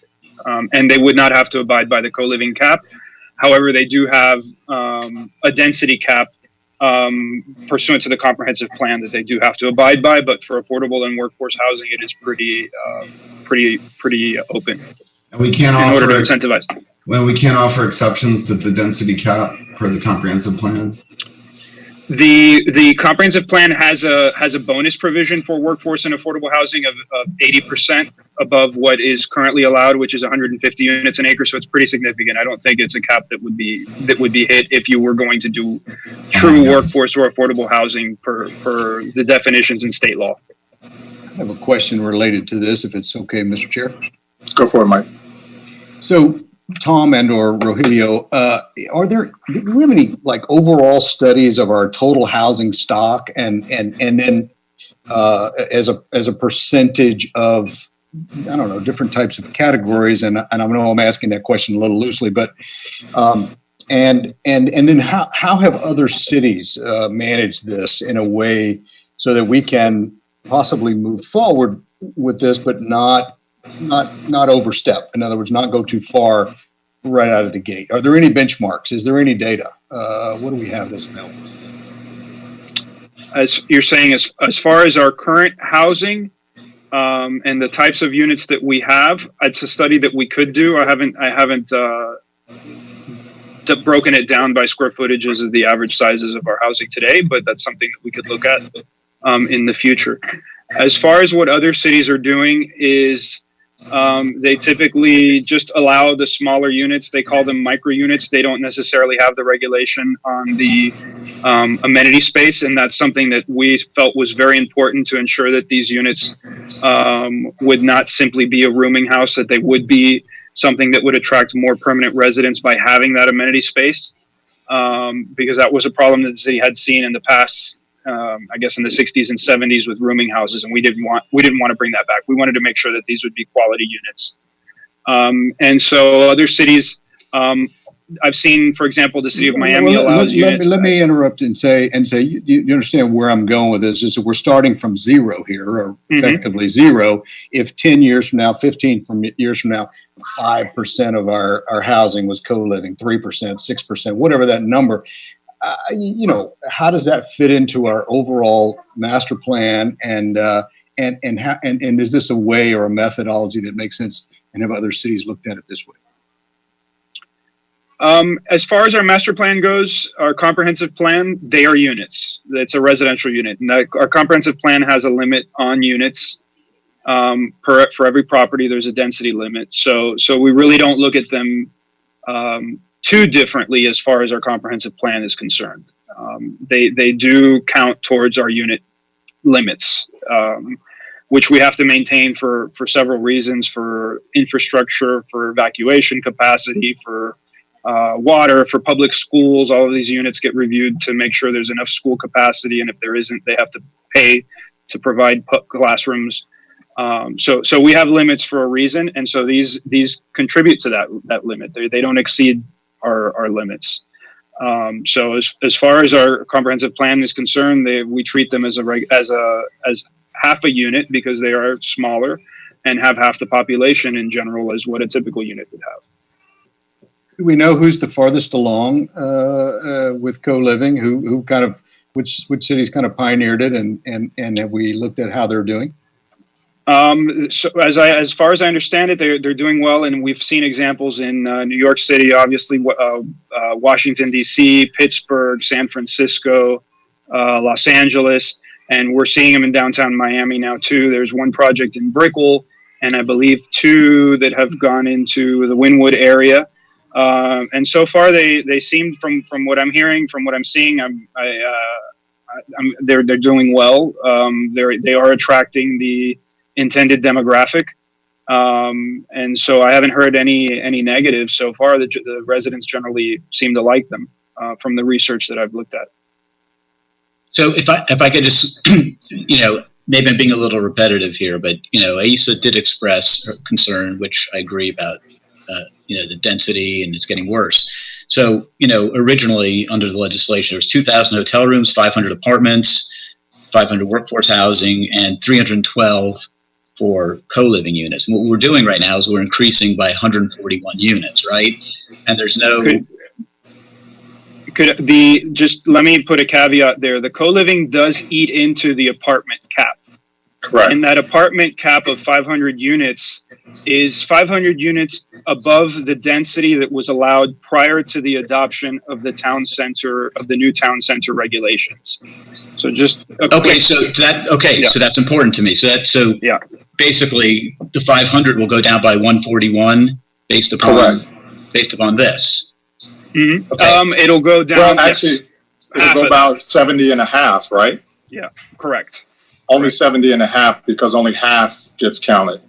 Right. So, again, I guess I'll renew my suggestion that if there's not a big difference between as far as definitionally between a co-living unit and an apartment, except for perhaps size, we're going to end up, I'm telling you, we're going to come back here and all of a sudden, we're going to have legislation to raise the 453 to 512, and then we're going to have to keep on doing this. So the question is do we consider glomming that together and saying that if we allow additional co-living units, you'll just have a subtraction to other, automatic subtraction to other ones that are consumed, because otherwise we're just going to keep on getting higher and higher on this, on the density here. I think that's a good suggestion. One second, Nick. Rogelio, would you do me a favor, because Mark is going back to what I said earlier. I wanted to go to item use limitations 2A, 1, 2, and 3, because I wanted you to explain how the co-living intersects with the caps. And it was normal to take 500 and subtract 141 when I first read this. But upon looking at it just now, it's not minus 141, it's minus 70 and a half. Correct. So if you can just kind of talk about that, and then I have some general comments at some point before we close out on this item, because I want to make a clear distinction between workforce and affordable. They are not the same. Correct. Okay, so the way the density works as I said, every property has a density limit per the comprehensive plan. When we were doing the traffic studies, we looked at the density allowed in the North Beach Town Center area prior to the adoption of these regulations, and we determined that if we increased it a certain amount, that we could actually have a unit mix that would help improve the internal capture and reduce the traffic growth. So you're going to have traffic growth, but by having these types of mixes, you would reduce that increase. So the way this works is we calculated the density prior. So when we're looking at a development, let's say the Finbar project, for example, they have portions of their site that used to have TC3 and used to have TC1. The TC3 had a density of 60 units an acre. The TC1 had 150. Then we look at our current density, which the whole town center is 150. And we look at that difference in density, and the increase from the old density to the new density has to come out of these caps. If it's a standard apartment, it comes out of the 500 apartment unit cap. If it is workforce affordable or co-living, it comes out of that cap under number 3 of 500 units there.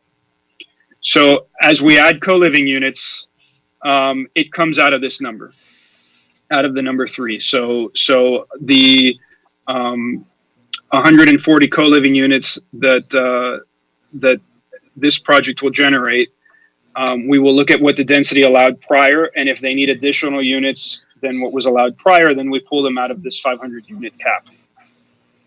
Okay, and So then it's a little complex. It's difficult to describe without showing you just a table of all the numbers that we have to look at. But that's generally how it works. We're taking the numbers out of this cap if they exceed the previously allowed density. so let me just do a comparison between a co-living unit and a workforce just for demonstration, just to make sure I understand the math. So I start with a basis of 500 units, workforce co-living. If I add one co-living unit, I reduce that by 1/2. Is that correct? Correct.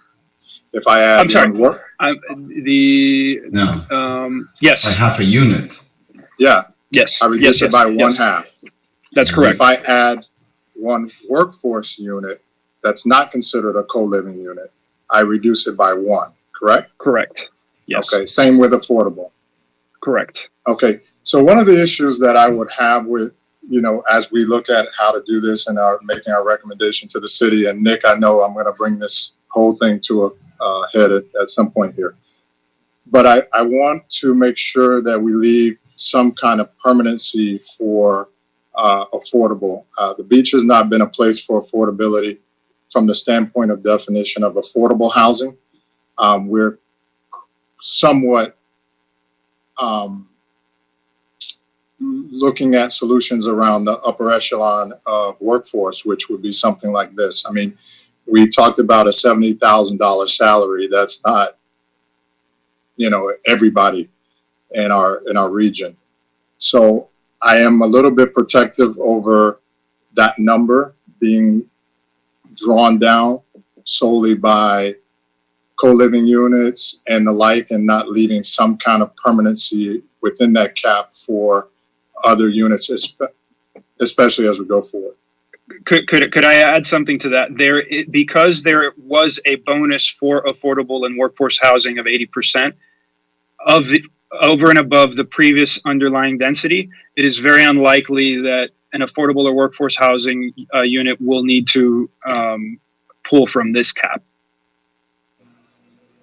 Understood.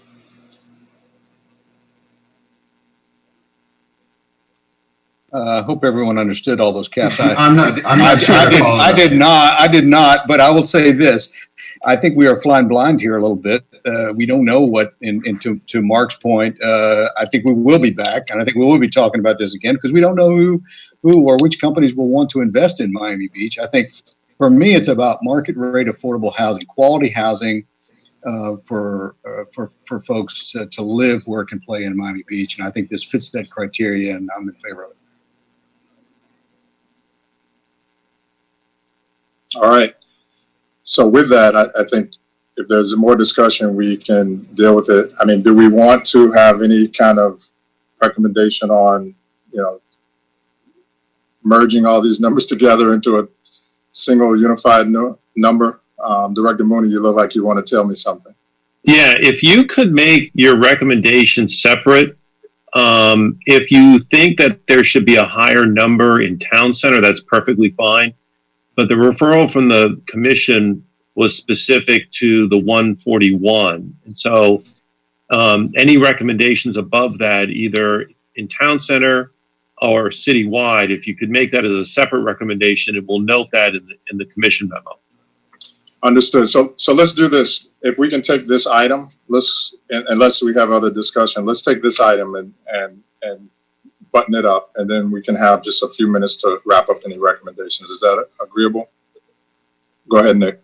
Yeah, I would just say I like Mark's idea to allow some flexibility so we could approve this if we're in favor of it. And then I'm not clear, Tom, if at the same time we want to say, we allow for the distribution of credits, reductions, so on and so forth, so that it doesn't have to come back here every single time. Would you like us to? I think that can certainly be part of your recommendation. We'll do it as a recommendation. But separate from the vote on this ordinance, right? Okay. Michael, Daniel, do you want to move this item? Yeah, I'd be happy to move this item. I'm going to move it without any changes based on how it's been presented to us by commission. And if we want to make an additional resolution after the fact for the commission to consider, that would be fine. So I make a motion to move planning board item 200349 TC District Co-Living Units with a favorable recommendation to commission. The item has been moved. Is there a second? I'll be happy to second it. Item's been moved. Probably second. Michael, you want to take the vote? Okay, so Daniel Fattia made the motion, seconded by Michael Barano, which is to approve the ordinance increasing the number of co-living units as noted in the ordinance, and also modifying the mechanism for the reservation of the co-living units. So I'm going to do the roll call. Kareem Brantley. Yes. Mark Milland. Yes. David Weeder. David? I hear you, David. Sorry, I was on mute. Aye. Nick Gelby. Yes. Asa DiPietro. Yes. Okay, the motion passes 7-0. Mr. Chair, do you want us to make a resolution to commissions as separate for consideration on what we further discussed? If Mark wants to take a stab at that motion, he was a big proponent on it. I'll just add that, the hotel units don't seem to be used, so we should include that in whatever we consider. Absolutely. Go ahead. Mark, did you want to further refine? Well, I just think that we should consider, glomming is a bad word, but connecting all these and so that we have maybe perhaps a total. Now, Daniel, I'm not sure if hotel is the same though. To me, based on the conversation, hotel isn't, but based on this conversation, the co-living and the apartment are, pretty similar. So I think, we have to consider what is going to be combined here. I don't think it's a total, you add everything in 2A, in section 2 up. I think that we have to decide which categories of that we can put together, amalgamate, and then decide, how it gets applied against it. I mean, listen, the danger here is in the co-living. As I heard Rogelio say, that it's not really much of a difference in co-living in apartments and people living there and stuff. But now with this situation where theoretically going to double, right? Because if you say we're taking away all the apartments and we're making them all cohabitation units, then it's a 2-to-1, right? So we get a lot more units there. The way this is set up. So I just think I'm not sure what we want to how we want to express it, but it's probably more of a 1-to-1, I think. And consider Mark, can I suggest something that in listening to the board members' comments, I think I get a gist of where you're coming from. And perhaps your recommendation wants to be broader. And if the commission agrees with it, they can direct the administration planning to come back with further study of this. But I think the gist of what you're proposing is that there be an increase in the cap of co-living offset by a decrease in what other units are allowed, whether that's a percentage of hotels, apartments, is something that we would need to further study. But is that something along the lines of that was a much more articulately described description of what I was getting at? But yeah, I agree. And then I think part of that, Tom, is do we talk about ratios here? Because I could see getting concerned. Again, Asa talked about density. We could really, end up doubling. If people say take away all the apartments and make them all co-living units, because at the current ratio 2 to 1, we'll get twice as many units. Right, but with half the occupants, presumably. Maybe because you build, a one bedroom apartment is going to be the same number of occupants as probably as a co-living unit. They're probably I not think even if the one commission bedroom. was amenable to that direction, it's probably something that we would want to study internally and then come back to you for a more detailed, robust discussion based upon that. Because I think the concept that you're talking about is good, but I would recommend trying to come up with a ratio or an offsetting reduction in another type of unit kind of on the fly. It's something that we should probably explore internally, come back to you, and then have a much further discussion based upon that direction. Daniel, I agree. and then I'd like to. Asa, we'll come right back. I'd like to support Tom in that. I think that we did a great job, Rogelio and Tom, with developing the town center core.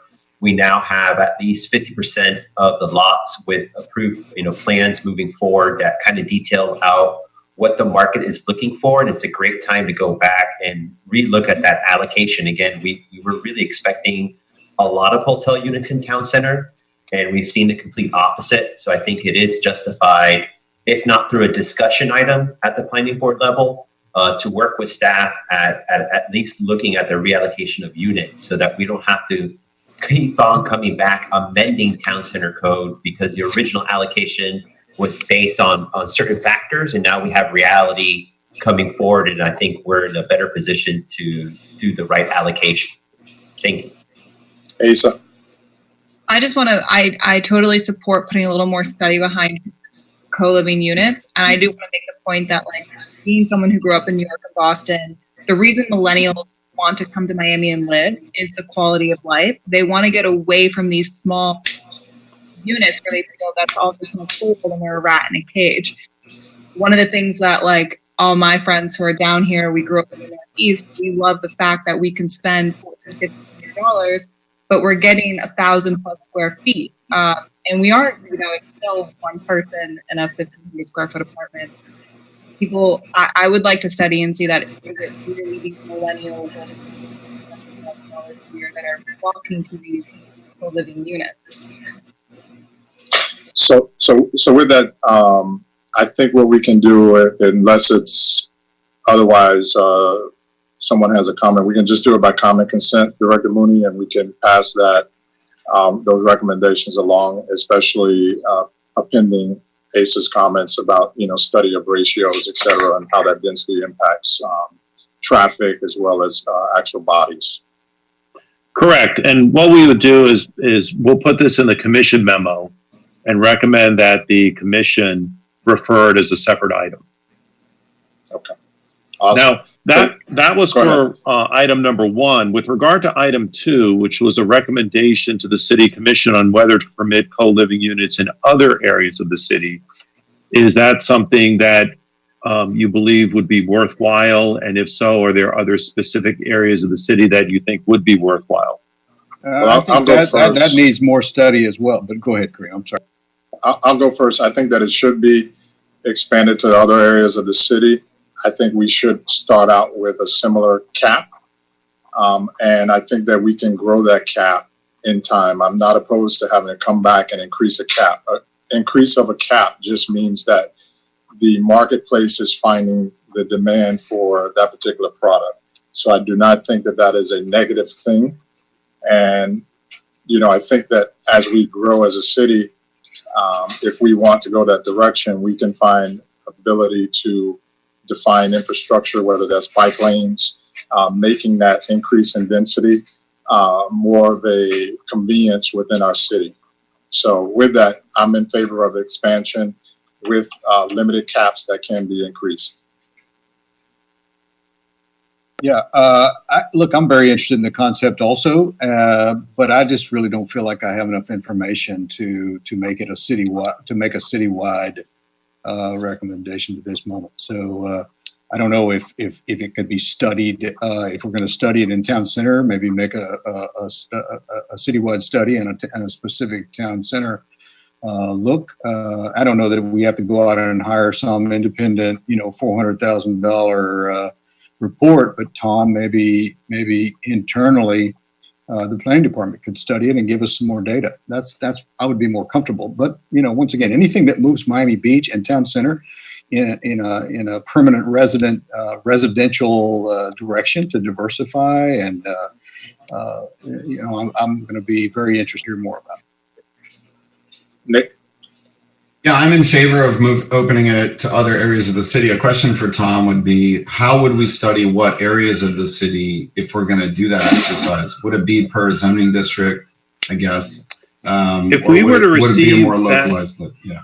If we were to receive that direction from the commission to explore other areas, we would certainly study which areas we believe could accommodate it. Obviously, it would be multifamily zones. I think it would be areas that have good and robust transit routes and access to transit routes. We would certainly come up with some criteria and present those. So if the commission is favorably disposed to allow us to begin to study that, I'm sure that would be the second part of the referral back to you. And we would report back to you in the coming months for some additional recommendations. If this item, I would support that. Yeah, go ahead, David. This item goes ahead. Won't it give us the ability to determine how its effects will be, and therefore we'd be able to make a more informed decision as to what comes later? In terms of the effects, David, right now, the only areas in the city where co-living is permitted is a very limited area on Washington Avenue and in the town center. And while we have some development projects that have been approved in town center, permits for those have not been pulled. And similarly on Washington Avenue, there's only one project proposed, which is still in the approval phase. It's pending before the HPB. So it's probably going to be a couple of years before we see what the tangible impacts are, because these projects have to get built, they have to be completed, people have to move in, and then we would need time to see how they would affect the area from a traffic standpoint, socially, whether or not the occupants really are people who don't have cars and who rely on transit, or whether or not they're people who all have cars. And so it's something, it's hard for us to compare ourselves to places like the Gables or downtown Miami or Brickell or Wynwood, because we're a little bit different in terms of structure. So I think from a comparison standpoint, we really need to see what these projects will be like. We first need them to get built. We need them to come through the approval process, which some have already done, and we need to see them get built and become operational. So, Tom, these particular co-living facilities are going to allow short-term rentals? I think short-term rentals is something I've always told people you should really separate short-term rentals from residential types, because there are areas of the city where short-term rentals are permitted. And if somebody wants to do a short-term rental, they're going to do a short-term rental. It doesn't matter how big the unit is or how small it is.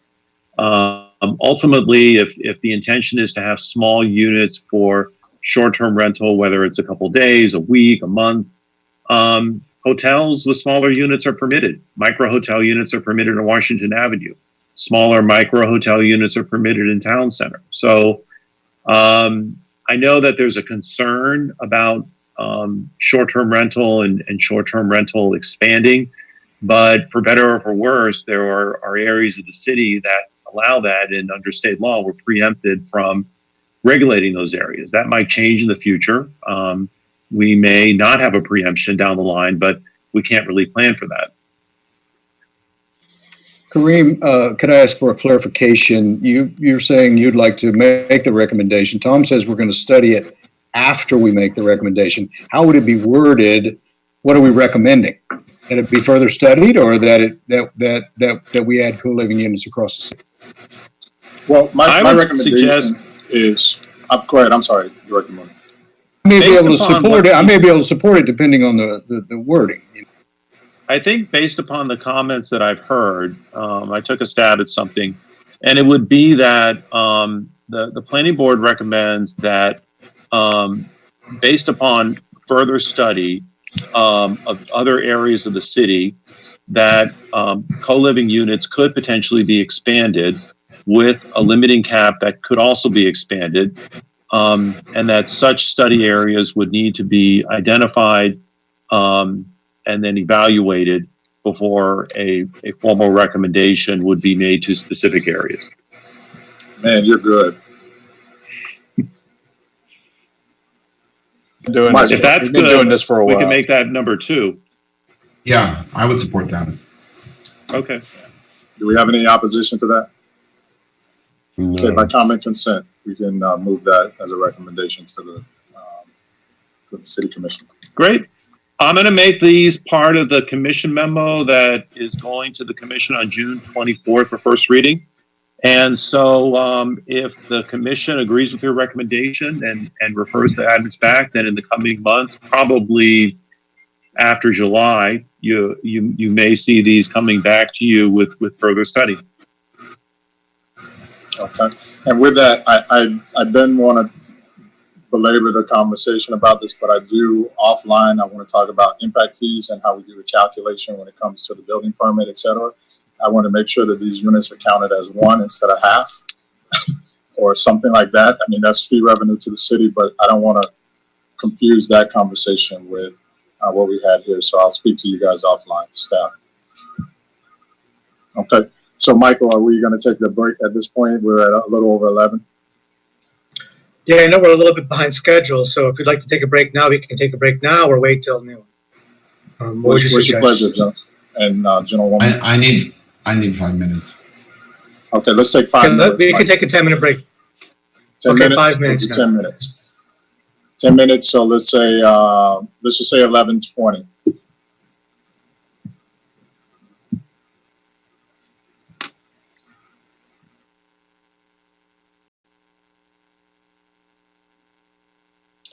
All right, welcome back to the May 19th meeting, May 19th, 2020 meeting of the Planning Board. We are now going to resume and we're going to take up Planning Board item 20-0350, non-conforming pharmacy ordinance.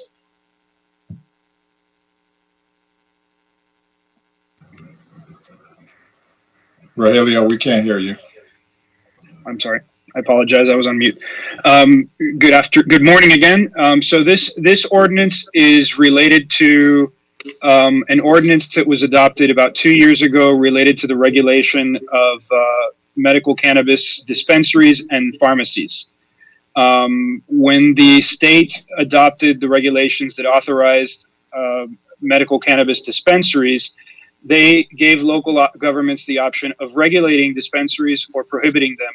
However, if they chose to allow them and regulate them, they would have to apply the same regulations to pharmacies. At the time, the city commission chose to create certain areas in the city where the pharmacies and medical cannabis dispensaries would be allowed throughout the city. However, that created some non-conforming pharmacies that had existed and were allowed to remain outside of these specific areas. So we have a situation where there is a pharmacy in a building. It's a non-conforming pharmacy. They would like to relocate within that same building because they are doing some repairs to the building, and so they have a need to relocate. So this ordinance simply authorizes non-conforming pharmacy stores or medical cannabis dispensaries, should there be any, to relocate within the same building. So it's a very simple ordinance. It shouldn't create any negative impacts as those pharmacies already exist. They would just be allowed to relocate within the same building and be no larger than 2,000 square feet. Were they previously larger? So with that, we recommend that you transmit the ordinance to the city commission with a favorable recommendation. How do you define a non-conforming pharmacy? It's located outside of these districts where the pharmacies are allowed now. So those districts are Alton Road, 5th Street, part of 41st Street, Mount Sinai, and the south side of 71st Street. In this case, we were aware of a pharmacy on West Avenue, and I believe 10th Street, that's within a building that has multiple retail bays, and they just want to move within that same building to a different retail bay. No, there's also Walgreens on Collins Avenue. This got caught up in the marijuana legislation, Rogelio. Maybe you can expand on that just a little bit. That's really, it's kind of a glitch. Mm-hmm. So as I said, the state said that if you regulate where medical marijuana dispensaries can go, you also have to regulate pharmacies the same way. And so the city has certain districts where the medical cannabis dispensaries and the pharmacies can go if you were going to build a new pharmacy. However, there are some pharmacies that were located outside of those areas prior to the adoption of this legislation. So those are the non-conforming pharmacies, the ones that were left outside of these areas where they are currently allowed. And so that's really the crux of this, is what can those that are located outside of these areas do? So there are pharmacies. There is a Walgreens on Collins Avenue, as you say. However, it's a standalone building, so they really couldn't move the pharmacy anywhere else. This only allows them to relocate within the same building. I see. So the other non-conforming pharmacies are grandfathered in their location. Correct. And they can sell weed also? No. A pharmacy cannot sell marijuana, and a medical cannabis dispensary cannot be a pharmacy. They are two mutually exclusive uses, and they cannot do the other's function. Yet they are regulated by the same geographic location restrictions? Correct. And that's pursuant to the state law requirements. Is Ian going to also make a presentation? I'm assuming, and then I have some comments. We have a presentation, you said? Ian Bachikov, am I right? Ian, are you planning to speak? Yes, I am. Thank you very much, Chairman, honorable members of the board. Ian Bachikov of the Ackerman Law Office, 98 Southeast 7th Street, and also happen to be a resident of Miami Beach as well. So I want to give just a brief presentation, no visuals, to really explain what the background is behind this proposed ordinance, how we got here.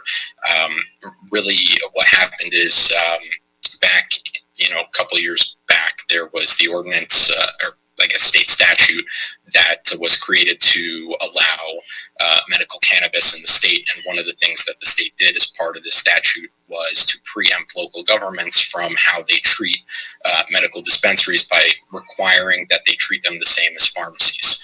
So a lot of municipalities, and Miami Beach was one of them, created their own medical marijuana ordinance. And the way they did it was they limited the locations of where pharmacies could go, specifically so that they could also limit locations where dispensaries could go. One of the impacts of this is that pharmacies previously were able to basically go in a whole lot more spots around the city due to the zoning regulations of pharmacies pre-medical marijuana. There was a pharmacy at 959 West Avenue, Pure Pharmacy, that has been there since 2010, that was allowed to go into that building by right, based on the code at that time. Since then, they have become regulated by the new ordinance, which essentially made them a legal non-conforming use. Now, last year, there was some recommendations by the federal government with regard to community pharmacies that compound medications such as creams for special prescriptions, requiring that this compounding take place in sterile rooms, lab environments. The pharmacy, Pure Pharmacy, that was really the subject that brought this ordinance to you and to the commission, does the compounding of these medicines, but did not have the lab clean room space nor space in their existing unit to be able to fit those lab spaces in there. And so their landlord happened to have a slightly bigger space. They're going from 1,300 square feet to 1,700 square feet.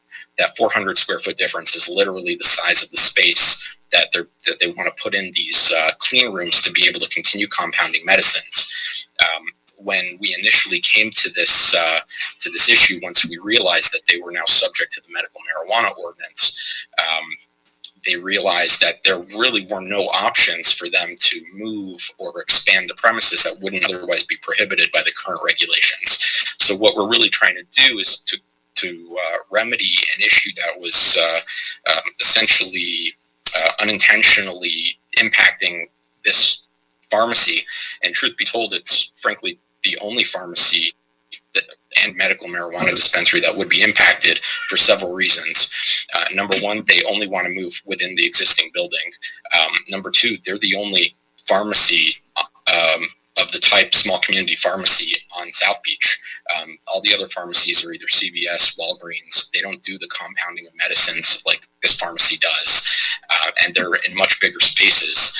So none of them would fall into the requirements of what this very surgically precise ordinance would do, really to just close this unintended consequence, almost like a loophole, to be able to allow them to move from one unit in the building to a slightly bigger unit in the building, where they can put this their clean rooms to continue offering the same services that they have all these years. This is something that came up pre-pandemic.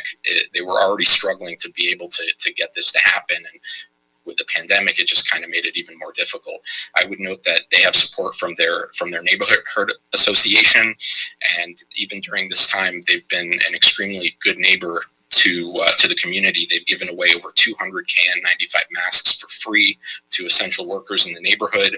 They've been giving out free hand sanitizers, and frankly, they're the only pharmacy on South Beach that offers this service. So they're unique. They're the unicorn on South Beach that would potentially go out of business if this ordinance can't be passed. And as a matter of fact, at the March commission meeting, we even had to put forth an item to request that the fees for this item be waived, simply because this is a small mom and pop pharmacy owned and operated by the proprietor, Michal Al-Sabah, who is also the pharmacist there. He's the one you'll see when you go in. And so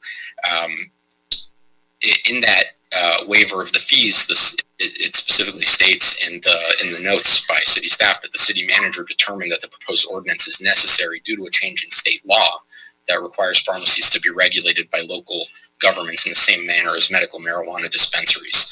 So, just to close this, I'd say that this is really meant to help one very small business that is beloved by the community, and it's absolutely necessary for them to be able to move not anywhere but within their exact same building to be able to comply with the new federal regulations that are required for them to continue operating the same business that they've been operating since 2010. Thank you, and I'll answer any questions you may have. Ian, what's the current size of the pharmacy now? It is about 1,300 square feet. Okay. I'll be happy to go first, Kareem, if you. Sure, absolutely. Yeah, so I have some special information here. I was invited by or asked by a few residents that I know, friends over on West Ave, to check this out. This is I concur that this is a local much loved business over on West Ave. They want to move around the corner in the same building. They're on the side of the building now. They want to move around, and they kind of got caught up in this in this marijuana legislation that came down a little while back. And so, I think, a small business that wants to expand and get a little larger, 1,300 up to 1,700 square feet in Miami Beach, I don't see any downside to it whatsoever. And I have, I met Michal, met the owner, looked at, met his employees, met the, it's something we should be, these are the folks we should be trying to support in Miami Beach in the small business community. So.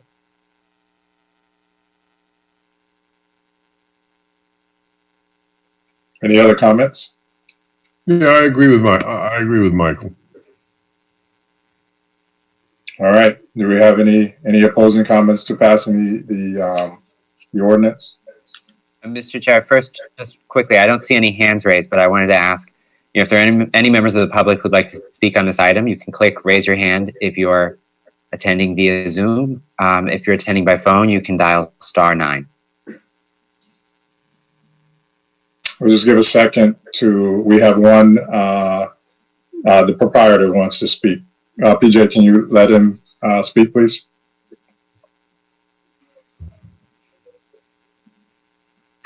And this is Michelle? Ian. Is this Ian? Is that correct? No, it'll be Michelle. And the other thing is I need to reach out. Michelle, you are muted. There you go, Michelle. Go ahead. Can you hear me now? Yep. Yes. Yeah, just very quickly, guys, I want to say thank you so much for everything you've been doing and for all your help, Mike, David, Kareem, all of you, Nick, and everybody involved, Ian as well. And I really appreciate your support on this. And David, I just have one question for you. Is the background picture for real? Is that where you're at now right now? No, that's a virtual background picture. I'm extremely jealous just looking at it. So, anyway, thank you, guys. Thank you very much. Appreciate it. You're welcome. Let's see. Seeing no others, is there a motion to move the ordinance and transmit it favorably? I'm happy to move it. Is there a second? I'll second it. Motion to move and second the ordinance, transmit it favorably. Michael, you want to do the vote? Sure. So the motion was made by Michael Barano, seconded by Mark Milland. The roll call, this was to recommend in favor of the ordinance.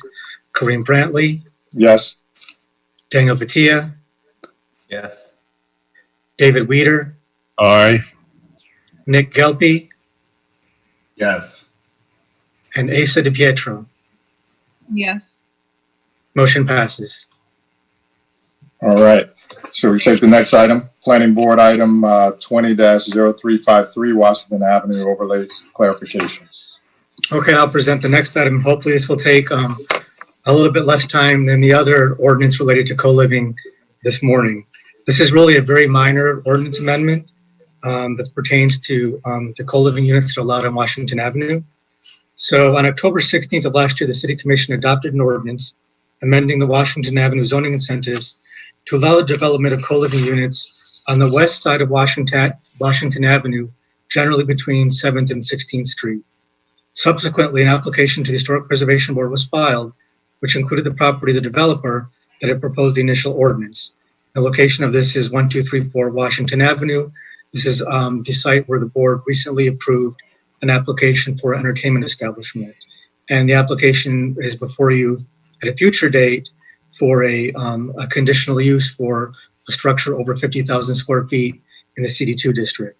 Now, in reviewing this application that was submitted to the Historic Preservation Board, planning staff noted some minor inconsistencies with the adopted ordinance. The ordinance before you today addresses these inconsistencies as follows. One, it allows amenity space to be located within a unified development site as opposed to within the same building containing the co-living units. It clarifies the washer and dryer requirements, clarifies that co-living units will not contain more than 6 bedrooms. It allows gyms and fitness centers to be located on the ground floor on Washington Avenue. And it clarifies that if dining, kitchen, and living areas are not provided in a co-living unit, then such elements must be located on the same floor. Lastly, after the ordinance was adopted previously, the setback requirements for commercial districts was amended citywide. Previously, the CD2 district required that when more than 25% of the floor area of a building contained residential or hotel units, any floor containing such use had to comply with the residential setback requirements. This additional setback requirement was removed for commercially zoned properties in general. However, because the Washington Avenue regulations are separate and more defined, it did not amend these setback requirements. This proposed ordinance clarification still includes a setback requirement for residential and hotel uses, but just eliminates some of the side yard setback requirements. We think these are really minor modifications. We're recommending that the planning board transmit this ordinance to the City Commission with a favorable recommendation. I do believe that Michael Larkin would like to speak on this ordinance as representative of the property at 1234 Washington Avenue. Let's go, Michael. All right. Good morning, Mr. Chairman, board members. Michael Larkin, 200 South Biscayne Boulevard, here representing Urban. Just like Michael described, there are just a number of innocuous changes that came about because, quite honestly, as this was rocketing toward adoption in the fall of last year, you just had too many cooks in the kitchen. It was us, city attorney, planning to a lesser extent, the Washington Avenue bid, all advocating certain changes to the legislation the city commission adopted in October. So when we went back through it and we're applying our plans to the regulations, we saw the inconsistencies that Michael described to you all. We're gung-ho, we're going forward. We've been stalled out by the pandemic. You know, as soon as you all are able to hear quasi-judicial items again, we'll be back before you for the 50K rule and then back before the HPB for final approval on our design. And then, you know, we're raring to go. I heard your discussion earlier about co-living, how many people are actually doing it. You know, it seems like it's very active in town center, and it's going to be active in our site as well. So we're excited, and I can answer any questions you all might have. Michael, is your client committed to moving forward regardless of COVID health crisis? Yes, he is. It's going to be with us for a while. You just have to figure out a way around it, but he's committed to go forward.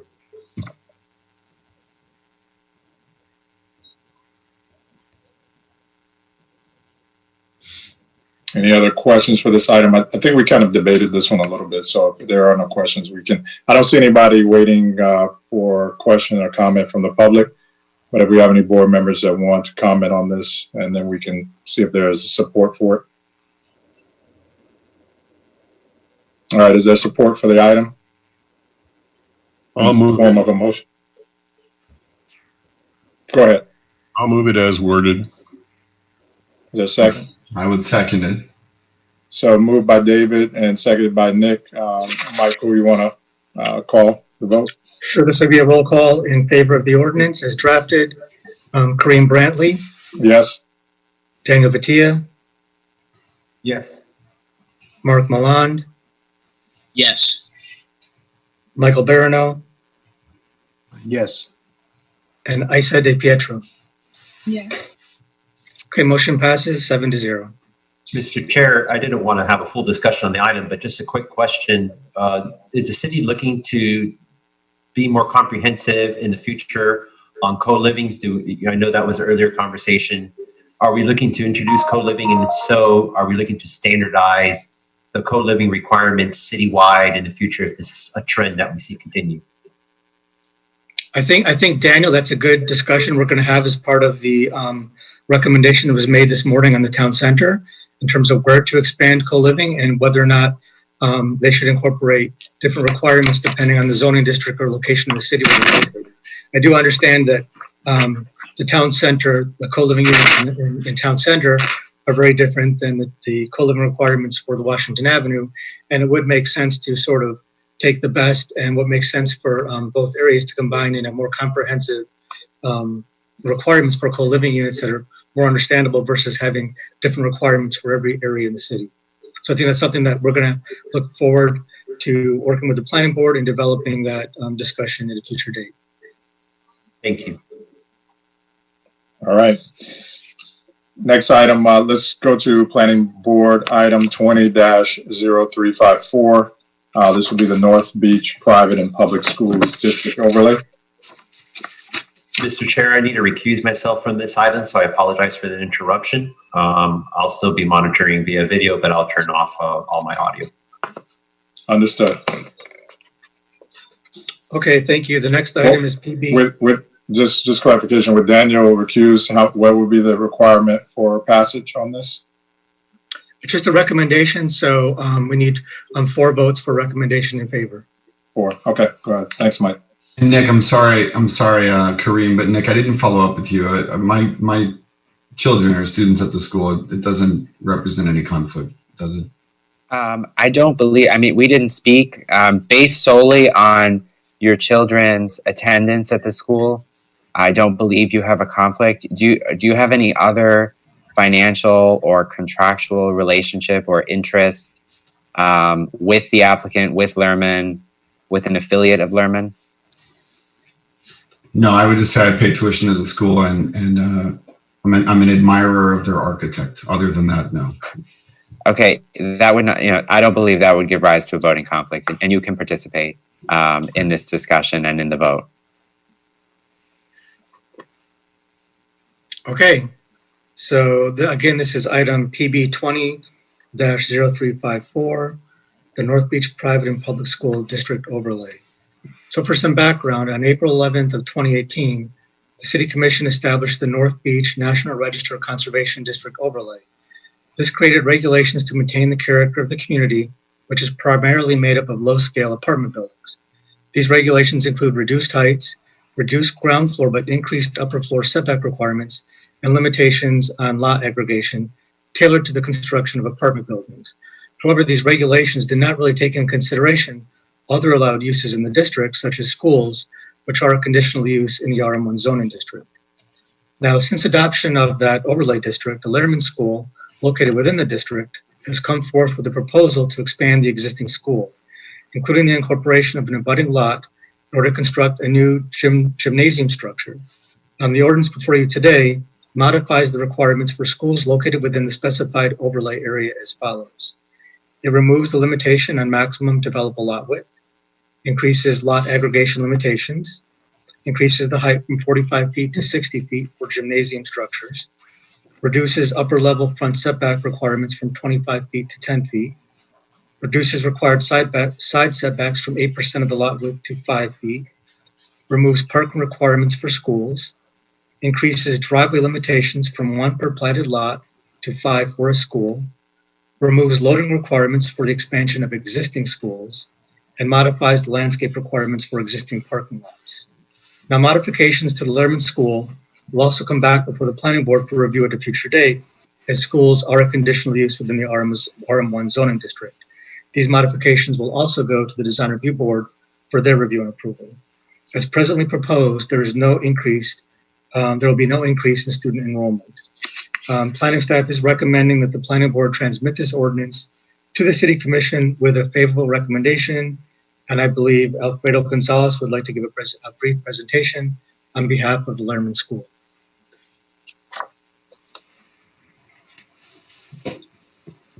Go ahead, Alfredo. You can come off mute. Good morning. I'm sorry. Good morning. Yeah, but still good morning. Alfredo Gonzalez, Officer 333 Avenue America with Greenberg Traurig on behalf of the Lerman Community Day School. I want to just give you a quick presentation, and I do have a PowerPoint then that I'll walk you through just so you can see what the school is proposing. Lerman Community Day School has been in operation they're celebrating their 60th anniversary this year, and as the RM1 and the overlay district, the North Beach Overlay District was created a couple years ago, really dealt with the residential character of the neighborhood. It didn't address the needs and the future needs of the few schools that are in this district. So that is why we've been working with staff in this draft ordinance that already has gone to the Land Use Committee and received favorable recommendation. What I'd like to do is, if we go to the PowerPoint,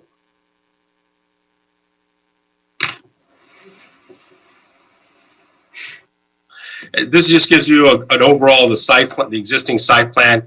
And if you notice, what's highlighted in red is where the new structure will go. We're not demolishing the existing; we're just adding and improving the site.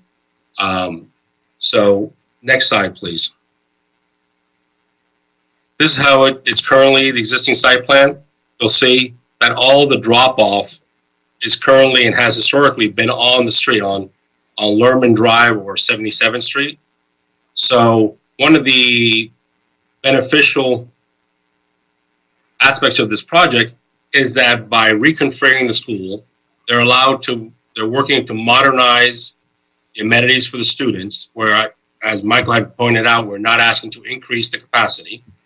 but bringing the gym, for example, inside, adding additional security features, 8-foot fence to deal with today's day and age in the school environment. But in doing so, we are able to, and when you go to the next slide, thank you, create a internal drop-off. Our traffic analysis that we did already for the DRB shows that it's over 70% of all the drop-off and pickups will now happen on-site versus currently on the public right-of-way. So we think that is a major improvement to the community outside all the improvements that the school is doing for their students. Next slide, please. That's just a rendering to show you how the new drop-off will be behind the security fence, so it creates additional safeguards. And one more slide, please. And this is a rendering. You'll see this is from Dickens and 77th Street. You see the new building that's being proposed, which will be the gymnasium. And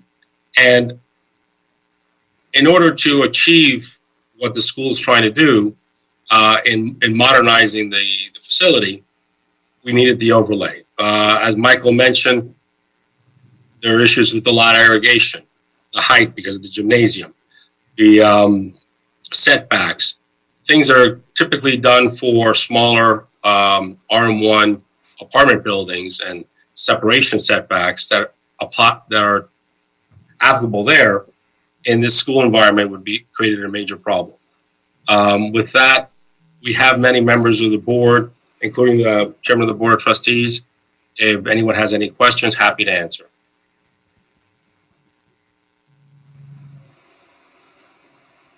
All right. Let me just see if we have any public comment really quickly. We don't have any. Board members, do you have any questions? I don't have any questions. I just know that I think it's first of all, I'm an alum. So, historically, that school used to go to 9th grade. I went through 9th grade to that school and have an affinity for the school.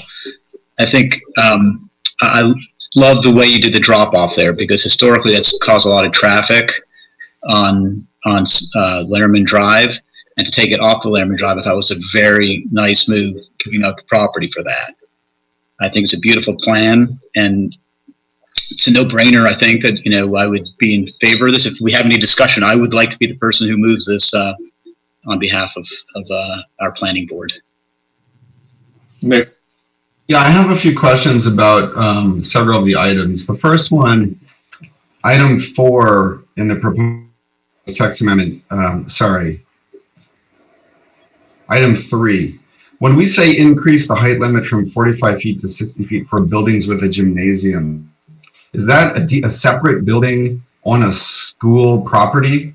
Or like, why do we need to designate that? Are we only allowing gymnasium buildings to go to 60 feet, or is it school buildings? I can answer that. Yeah, and if you look at behind me, the rendering, that the existing building, and if we go back 3 slides. Alfredo, I'll just say, I know the building well, I understand the design, but I'm wondering about the text amendment. Are we allowing schools to go to 60 feet or just gymnasium buildings? When there's a gymnasium involved, instead of where the code currently allows 45, it will allow us to go to 60 because of the extra height we needed to make a gymnasium work, an indoor gymnasium work. And that's really... Yeah. So it sounds like, I guess if I'm reading your question, Nick, correctly, you're just asking is if the gymnasium is part of the main school or if it's standalone. That's the question, correct? Yeah. Well, how does this amendment affect future schools? Is it for a school with a gymnasium or a gymnasium building that's separate from the main school building? Like, could they also increase the remainder of the building? Well, go ahead, Alfredo. The existing building is not being altered. So what we're doing is, the way the text amendment is drafted, in cases where there is a gymnasium involved. So if there was no gymnasium, then we would have to fall back to the current overlay, which is 45 feet. So it's the location of a gymnasium in this building that allows it to get that extra height. I understand, but this would apply to all schools going forward in the district, correct? Correct. So my question is it just that gymnasium portion of the building, or the area to the left of the gymnasium, the classrooms, could that also come up to 60 feet, or that would still be regulated by 45? No, so Nick, based upon the ordinance, it would allow the flexibility to come higher. But again, this would also be subject to the design review board review and approval. So I think we don't want to be so specific in terms of the gymnasium portion only. Right, I was worried it was too specific. Yeah, go ahead. And then also, this ordinance does not apply to the entire conservation overlay district. It only applies to properties bounded on 78th Street to the north, Carlisle Ave on the east, Tatum Waterway on the west, and 75th Street on the south. And only to schools, correct? Correct.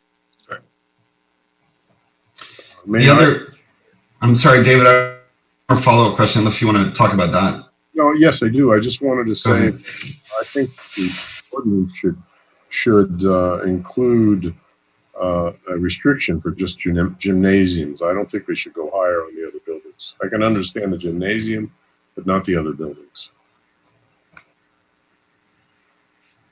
The problem I foresee with that, David, is that say the gymnasium is under, like say it's kind of integrated in the section of the building, and I'm curious about it as well. Like, how do you determine what parts of the roof come up? Because you can potentially stack programs. I think in this case, the gymnasium sits on top of other things. What I'm trying to avoid is an overall enlargement of the continuity of the neighborhood. You know, I mean, I can understand you always see a gymnasium that's higher, but you may not. You know, if it's extended to all the buildings and the structures, I think it makes a difference. David, if it helps, within the zone that this overlay applies to, you're really looking at Biscayne Elementary. I don't know if the Temple Manuel would have any space to actually put a gymnasium. So you mean Menorah, probably. Or Menorah, I apologize. Yeah. So you're not opening it. This amendment was crafted in the sense that it really applies to a few schools. And if you look at Biscayne Elementary, their buildings seem to be taller than, I don't know the exact height, but they're all under the school board jurisdiction as well. So you're not opening this up, and it was crafted as narrow as possible so you don't create a large area where new schools could come in the future and create a problem. Okay. I have one more question. It's for the architect. I don't know if they're present, but Alfredo, maybe could you explain item 9? Why do you need to remove the landscaping requirement for the parking lot? Well, what we're trying to do is, in trying to reconfigure the property in order to keep the existing parking that's there on site, and also internalize the drop on and drop off, we had issues with meeting all the requirements, especially landscape requirements, and still keep the parking and have our driver internalized. So working with staff, everyone was in support of, because of this odd shaped lot, and trying to bring as much onto the site that historically has been on the public right of way, it made sense. What Michael, maybe you can answer, what is the landscape requirement that we're waiving? Well, they're not proposing to not have any landscaping in the area. The issue is that they didn't think they comply with the requirements for the amount of trees and hedges in terms of the depth. Things that may affect the landscape required internally to the parking lot, especially where they're bringing the drop-off area onto the site. So there is going to be landscaping, there is going to be buffer, along the street. It's a matter of, it's not going to meet all the technical requirements of the percentage of the area provided. So and maybe, also, I'm sorry, go ahead. I would just say maybe item 9 should say modify the landscaping requirements instead of removing it. Well, I think we could say modified or build into that, subject to the design review board review and approval.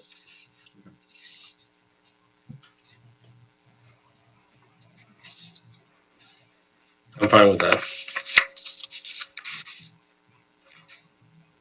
It's a beautiful rendering behind you, Alfredo. Thank you. Yeah, it is very nice. And we'll be coming to the planning board for the modification of the 1982 CUP that at the time was adopted by the city commission.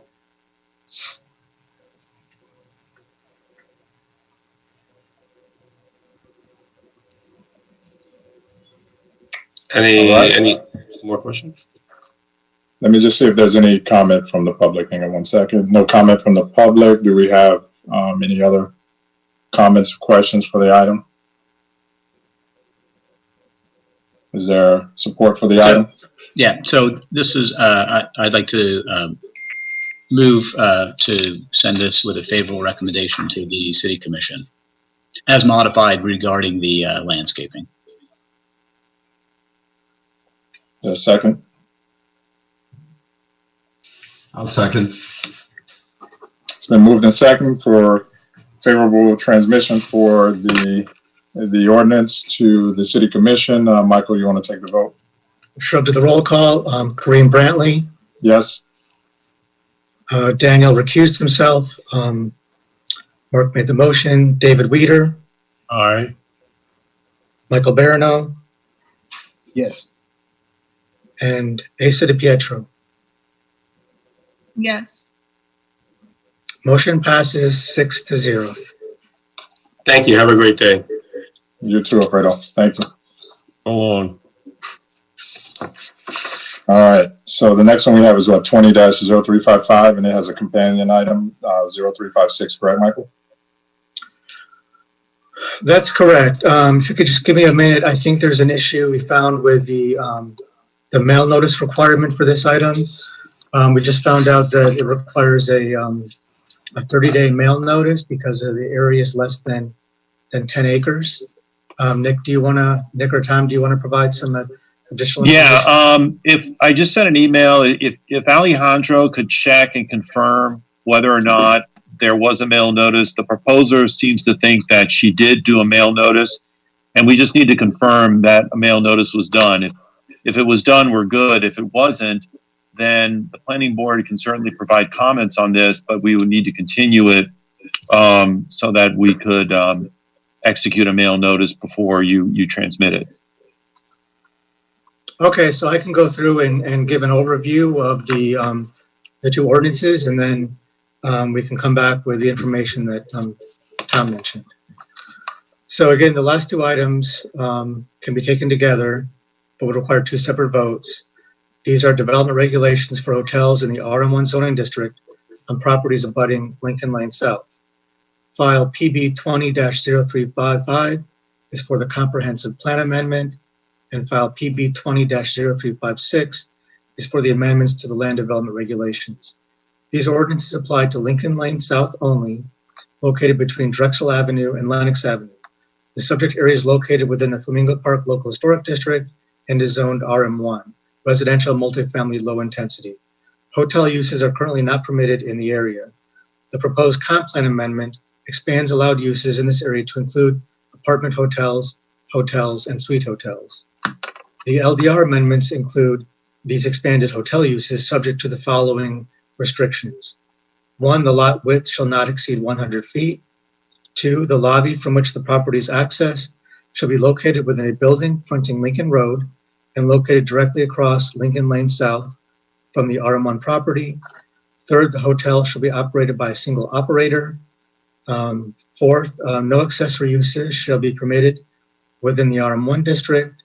And lastly, parking requirements have been removed for such hotel uses. I would also note that the subject area is currently composed primarily of surface level parking lots, with the exception of structures located at the eastern and western ends. Now, subject to satisfaction of the notification requirements, we are recommending that the planning board transmit both these ordinances to the City Commission with a favorable recommendation. And I believe Monica Enton has prepared a presentation on behalf of the Lincoln Center. Good afternoon, board. Monica Enton, along with my partner, Jeff Burkow, representing the Lincoln Center office. We have offices at 200 South Biscayne Boulevard. There is a presentation. I'm happy to go through it with you. We have, as you may recall, last year we came to you all before this body and the commission on amendments to Lincoln Road and existing hotel regulations. As part of that, we talked about expansion of Lincoln Road, additional height, parking, and I apologize because my video just froze. We talked about, like I said, height, room sizes, and when we were going through that Lincoln Road, we discussed the fact that at the Lincoln Center site, which is on the south side of Lincoln Road, they also own the parking lot site, and they would like to add the hotel component to their Lincoln Road site. In doing that, we said, we do not want in any way, shape, or form to really have an impact on the neighborhood. Therefore, the RM1 regulations were really separate from what was traveling before you last year. In as much as the regulations that are here before you today, we're only looking for being able to do this use on the RM1 site and not have a parking impact requirement. So unlike the Lincoln Road regulations that went before you last year, these regulations are not seeking any additional height. They're not seeking to have smaller units. What we are doing is trying to improve on the existing conditions. If we could do and I don't know if you can see it, but I can't see it. I see that they've tried to put on the presentation. Okay, that's not mine. Could I interrupt?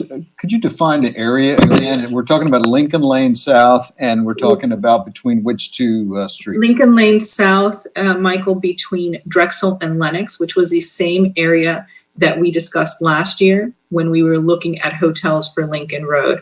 I think they're having a little trouble putting up the presentation, but yes, it's Lincoln Lane South between Drexel and Lenox. There's only about 3 properties that this can impact other than ours.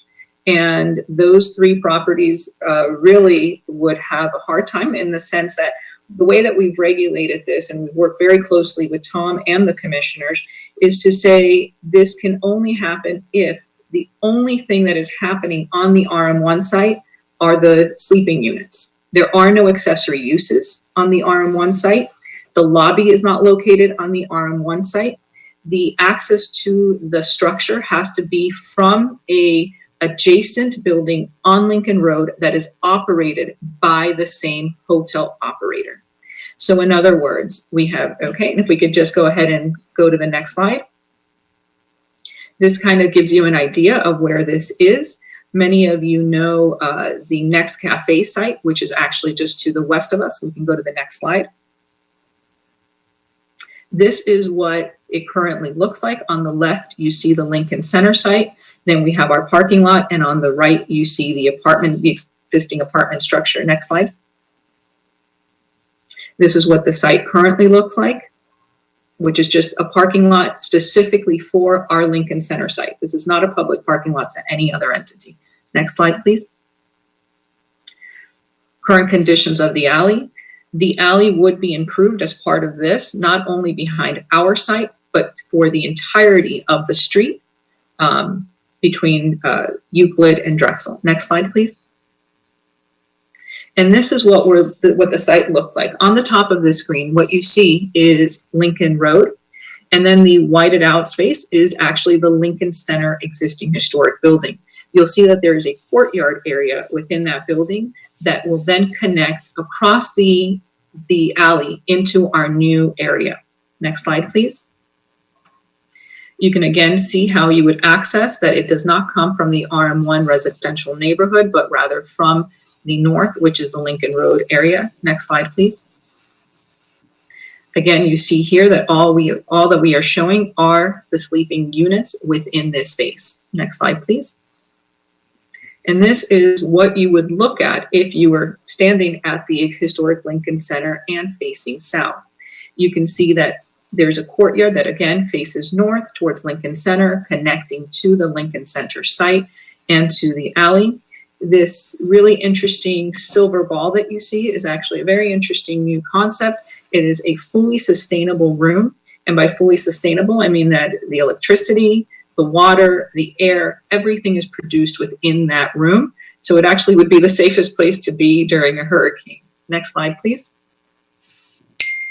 You can kind of see it, how it looks here. And again, everything is directed towards Lincoln Road, away from the residential neighbors. Next slide, please. And again, we're not asking for any height. You can see here that it's exactly the allowable height in the RM1. Of course, allowing for sea level rise, but no height is being proposed. Next slide. And this is what the neighbors on the rear in the residential neighborhood would see. Again, these are fixed windows so that no noise, nothing is going to the neighbors on the south. Next slide, please. All sustainable areas. And what you see here in this slide is not only the improvements that we're going to be doing here for our site, but also across the entirety of Lincoln Lane South. We are improving the appeal of the existing alley and making it more of a traversable street, both through the striping and landscaping. This project it's compatible with the Lincoln Road Master Plan and really looks to highlight and include the adjacent areas. Next slide, please. And again, you can see the transition from Lincoln Center to the new site to the existing, and I'm sorry because it's a little bit out of proportion, but to the residential. You can see our site is only 3 stories, including the ground level, and so is the neighbor. And that concludes that part of the presentation. We can take those slides off. Thank you. Again, we believe that this is compatible. We've had an opportunity to meet with the Flamingo Park Neighborhood Association. They fully support this project. I believe that they gave Tom a letter of support when we went to land use. They feel that this is a good addition in light of the fact that, again, there are no accessory uses. All of the accessory, all of the entry points, everything comes from Lincoln Road. And really, this just serves as a sleeping unit area. So it's actually very compatible with apartment use. And with that, I'll conclude and open myself up to any questions you may have regarding this amendment. All right, 1 second. Let's just see if we have any folks waiting from the public. We don't have any. Let's go ahead and just move into discussion if we have any comments or questions on the item. I have a couple. Go for it. So Monica, just out of curiosity, the rear of the existing building that faces Lincoln Road, what are you going to do? Are you going to update that? I mean, the building itself that you're proposing looks really nice. It looks like you've really anticipated not having an impact on the residential area, but I'm just more out of curiosity. As I walk out of that residential or out of that hotel, I'm going to be looking at the back end of which right now is pretty unattractive. So Michael, yes, obviously this is going to have to go back and it's going to have to go to the HPB because the Lincoln Center site is historic. Mel Schlesser, who's the owner and has been the owner for a number of years, actually did a historic improvement on the site several years ago. And we are anticipating a connection between both courtyards. So there will be substantial improvements on the rear, including potentially a second opening to that courtyard, so that basically there is a circular transition between both sides. And that way it improves circulation between the sites and also a walkability of Lincoln Lane South. I was hoping that's what you had in mind. And then the alley, the asphalt, is there anything? I mean, can that be brick pavers? Can that be something nice? Well, we'll work through that with staff and the recommendation of the Historic Preservation Board. Obviously, the alley does not belong to us, so we have to work with the city. But we have discussed it with the commissioners. We've discussed it with Tom. We want to improve not only the alley behind our property, but the entirety between, from street end to street end, because we think just having it behind our property doesn't do anything for the walkability of the area. We talked about continuing the striping that we have right there at the Euclid and kind of running those stripes along the rear, some landscaping on the city property site, because we also do have private owners that their property is adjacent. But yes, it's a two-prong in the sense there is a hardscape and a landscape component, and we'll work with the city to see how we can improve that. But yes, the goal, Michael, is to improve the entirety of that alley, so that it becomes part of an extension of Lincoln Road and walkable the same way. Okay, thank you. I thought the introduction of hotels on the north side was kind of a no-brainer, but I was really wondering how it might work on the south side, which is all residential. It looks like you've really done a good job of buttoning And it up. Michael, interestingly enough, the Lincoln Center site was actually a hotel until the early 2000s. It wasn't until Mel did the update to the building that he started using it as office spaces on the second and third level. So this is kind of, a use that's been there, and it's just a little bit of an expansion into the RM1. Thank you, Monica. I think it's a lovely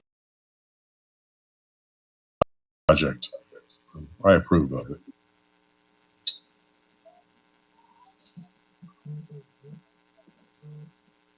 Do you have any other questions or comments on it? We were able to confirm, unfortunately, this was not noticed by mail.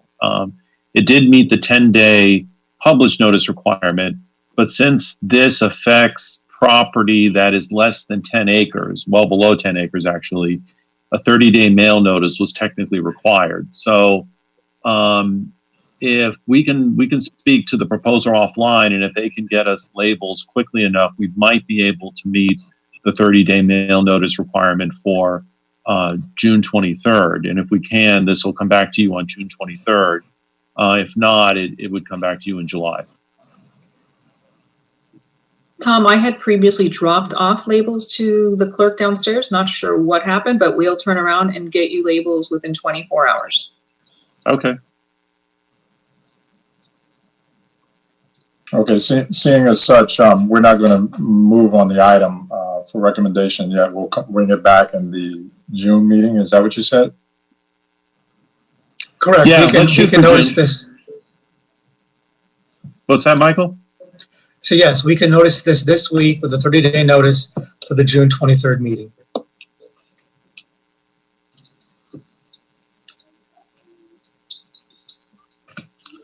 All right. So we can just, I'm sorry, go ahead, Monica. No, I was going to say thank you. Unless you have any other questions, and I'll see you guys back next month. Looking Not sure forward if to it. or back on our screen. It'll for June, it'll be a much shorter discussion, and we'll make sure that this is the first item on the agenda. Thank you, Tom. Yeah, sorry about the delay. Yeah. It's hard times for everybody. Absolutely. Well, thank you all. I really appreciate it, and stay safe, everyone. You as well. Thank you, Monica. Thank you. Bye. All right. So, Michael, we're looking good on time. What do we have another item? I think that's it, right? Correct. That's the last item on the agenda today. So I just Okay. want to remind the board that our next meeting will be June 23rd. Likely that will be a similar Zoom meeting, which we have advertised to start at 9 o'clock in the morning. And we have many other new ordinances on the agenda for June 23rd. So let me ask you this: Are we going to be able to make decisions that conform with the? Is the city attorney going to be able to allow us to conduct meetings that fully perform our function at the next meetings, or will we still have to be backlogging quasi judicial issues? That's an ongoing discussion. And I think I mentioned this to you at an earlier date. Yes. But we've been in discussions internally about how we're going to be proceeding in light of the fact that it sounds like we'll be under social distancing guidelines for the foreseeable future. So there was a point where the city manager was exploring whether in-person meetings could at some point be held in a larger venue that would accommodate the social distancing guidelines that we're all now coming to be used to, and we're still looking into that.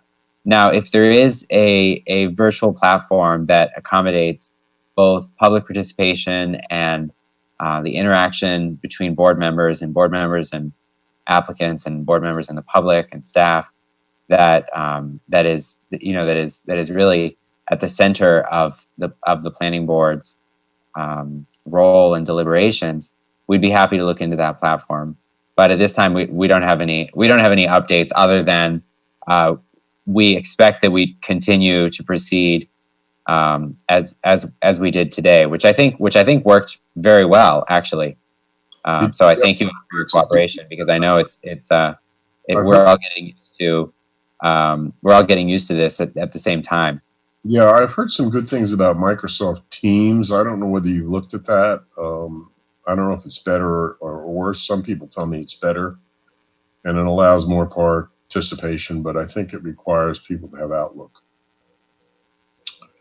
Yes, and it doesn't have virtual beach backgrounds, David, which might make a difference. Yeah. You know, I sort of put my arm up on my couch and it's amputated, you know. So anyway, I don't have any other further comments. I'm sorry to bring it up again, but it seems like, and I know you answered it for me last time, Nick, but we have a duty to do, and the sooner we can do it, rather than getting it all backlogged, it would be very, very helpful.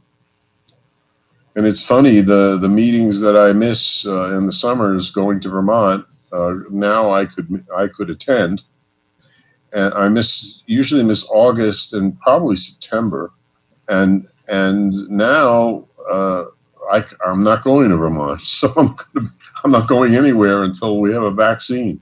So life plays funny tricks on people, full of surprises. Well, David, we're going to enjoy having you here now. You know, so it's to our benefit. Thank you. They're very kind, Kareem. I enjoy these meetings. It's pretty good, you know, sitting in your Bermuda shorts and I dressed up. I put on a regular shirt. I was usually just wear a t-shirt. Well, I think at the top of the Zoom meeting call, everyone said that they had to balance whether or not it was like jacket appropriate or just t-shirt or button-down shirt. So I think everybody got it, nailed it, whether they have on polo or otherwise. And I think it was a good meeting. It's a good experiment, and with that, worked well. Yeah, Kareem, I really missed the garage door. I really liked it. Where'd it go? Started getting a little hot out there. Sun was a little bit high. So now I'll, you know, Nick and I were joking. Maybe I'll just do what he does and, you know, get the AC piped into the garage, and then that'll take care of that. So I noticed that It's not allowed under city code, right, Michael? All the people who get interviewed on CNN and on television have, you know, they all appear in front of bookcases. And I have some bookcases here, but they're face the couch, so I can't put the bookcase behind me. You just see some Venetian blinds on a wall, so I figured the palm tree and the ocean would be nice. No, it's very nice. I enjoyed it. I'll search and get a background. I'm not into all of that, but I'll figure it out. You can upload whatever background you want. You know, if it isn't there, you can upload one of your photos, or even your videos if you want to use them as a virtual background. Well, the only one I had was San Francisco Bay Bridge, and then Jessica has that, so I didn't want people to think we were sitting next to each other in the same place. I think it's the Golden Gate. So yeah, I'm sorry, Golden Gate. Yes, agreed. So it's interesting. We live in changing times, but I just think that a lot of the decisions the board's going to have to make is going to be based on a new paradigm for our society. And you know, times have changed like this. These transformational times give you unintended changes and consequences in almost every facet of your life. I mean, there are things that are going to happen when we do reopen, or even if there is a vaccine. You know, the question is, are we going to return to normal, or are we going to be under new heightened wariness of our neighbors? Are we going to lose human contact? The meeting itself is kind of nice when we go down to the commission chambers and we all see each other once a month and chat a little bit afterwards. But now we're sort of doing it now, but there's something missing. And I don't know, it seems like here in Miami Beach, restaurants that open at 50% capacity, how are they going to make ends meet? How is that going to happen?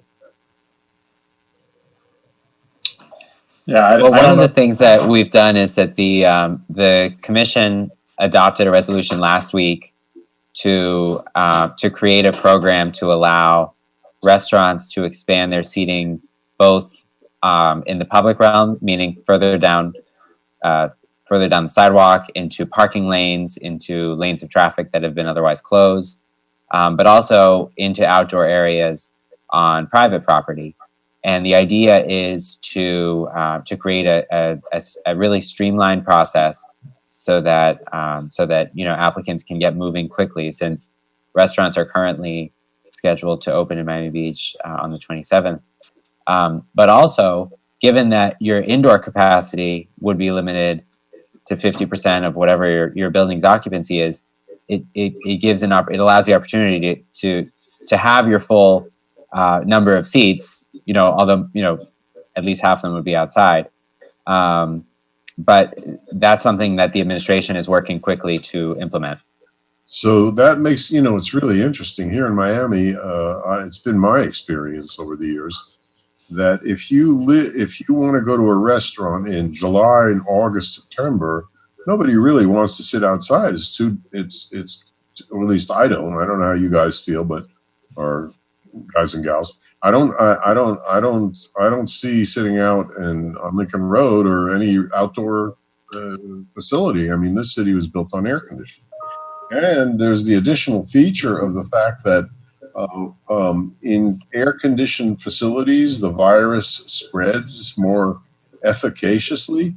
For example, they had a diagram in the newspaper the other day about two or three tables. I don't know if any of you have seen it. I did. Some people were infected downwind of the air conditioner, and the other table, people weren't infected. So people know that, and so are they going to want to sit inside? Are they going to want to go to restaurants? I mean, how is the city's revenues going to be affected? So many questions. Hopefully we get 50% off our commercial property taxes. But the city's going to be hurting for revenue anyway. So. Yeah, but so are we. I know, everybody is. I think this will also give an opportunity for a lot of innovation and a lot for businesses to rethink about how they deal with their consumer base. I know it's going to be very challenging, a lot of unknown questions, but they are businesses now looking to open, and they have to rethink about how they do everything. Unfortunately, there'll be costs associated with that, but I think long-term wise, it gives us an opportunity to adapt. This is staying with us for some time, so we have to move forward and make changes. I agree, and the question is, it's easy to say let's move forward, but let's see the devil's in the details. Well, I can tell you in North Beach specifically, at least 30% of the businesses will likely not reopen. Me particularly, I've lost 2 tenants in the 4 retail bays that I have. I've lost 2 great tenants. They were amazing tenants, but it just doesn't make any sense for them to reopen. What type of businesses were those, Daniel? One was an office space, and the other one was a Mimo Music. So, again, I think it's going to be really challenging for everybody. Most importantly, we're going to have to adapt to the changing consumer base. In North Beach, they were already struggling to make a profit while there was a lot of demand. Knowing that demand has diminished based on circumstance, each business is going to have to decide, how much effort and time they want to put forward. And the ability for the business to do that will be highly dependent on what they're able to negotiate with their landlord. if their landlord's smart, the landlord will realize that there's not going to be at least in North Beach, a long list of people willing to rent that space. So you have to really work with your tenant in trying to find a long-term success plan for them so that the landlord can succeed. It is extremely challenging out there. And again, I can only speak for North Beach, but I do want to remain positive. I think there's a tremendous amount of support in the community. Certain restaurants like Silver Lake is only opening on Saturdays as an example. So she fully staffs on Saturday, but the overwhelming support of the community to go and visit her on Saturdays is amazing. So I think, again, every single business is going to have to really fine tune their operations and really be smart about how they move forward. Daniel, what is Prima Pasta doing? I'm not familiar with Prima Pasta. He's certainly a staple. I think the program that the city has introduced to expand the sidewalk cafes is great. It is a streamlined process. It does not require the restaurant owner to have a previous sidewalk cafe permit issued to them. So I do see the city doing a lot to try to help the businesses, but no matter how much we give them, it's still going to be based on consumer choice and how the consumer changes their habits. Yeah, it's really a problematic time, isn't it? I mean, I think we should keep positive. I agree with you. You make a very good point. It's very easy to fall into a kind of a funk now where people think that it's really gloomy and we don't know what's going to happen. And you know, this country's been through wars, Civil War, Great Depression. We just need really good leadership to get us through. And we're going to need funds from the federal government. And I don't know whether we're going to need funds from the federal government to help this, everybody. They can just print money. We can't, you know. Daniel had his We the People background up for a second there. Go ahead, Daniel. I'm sorry.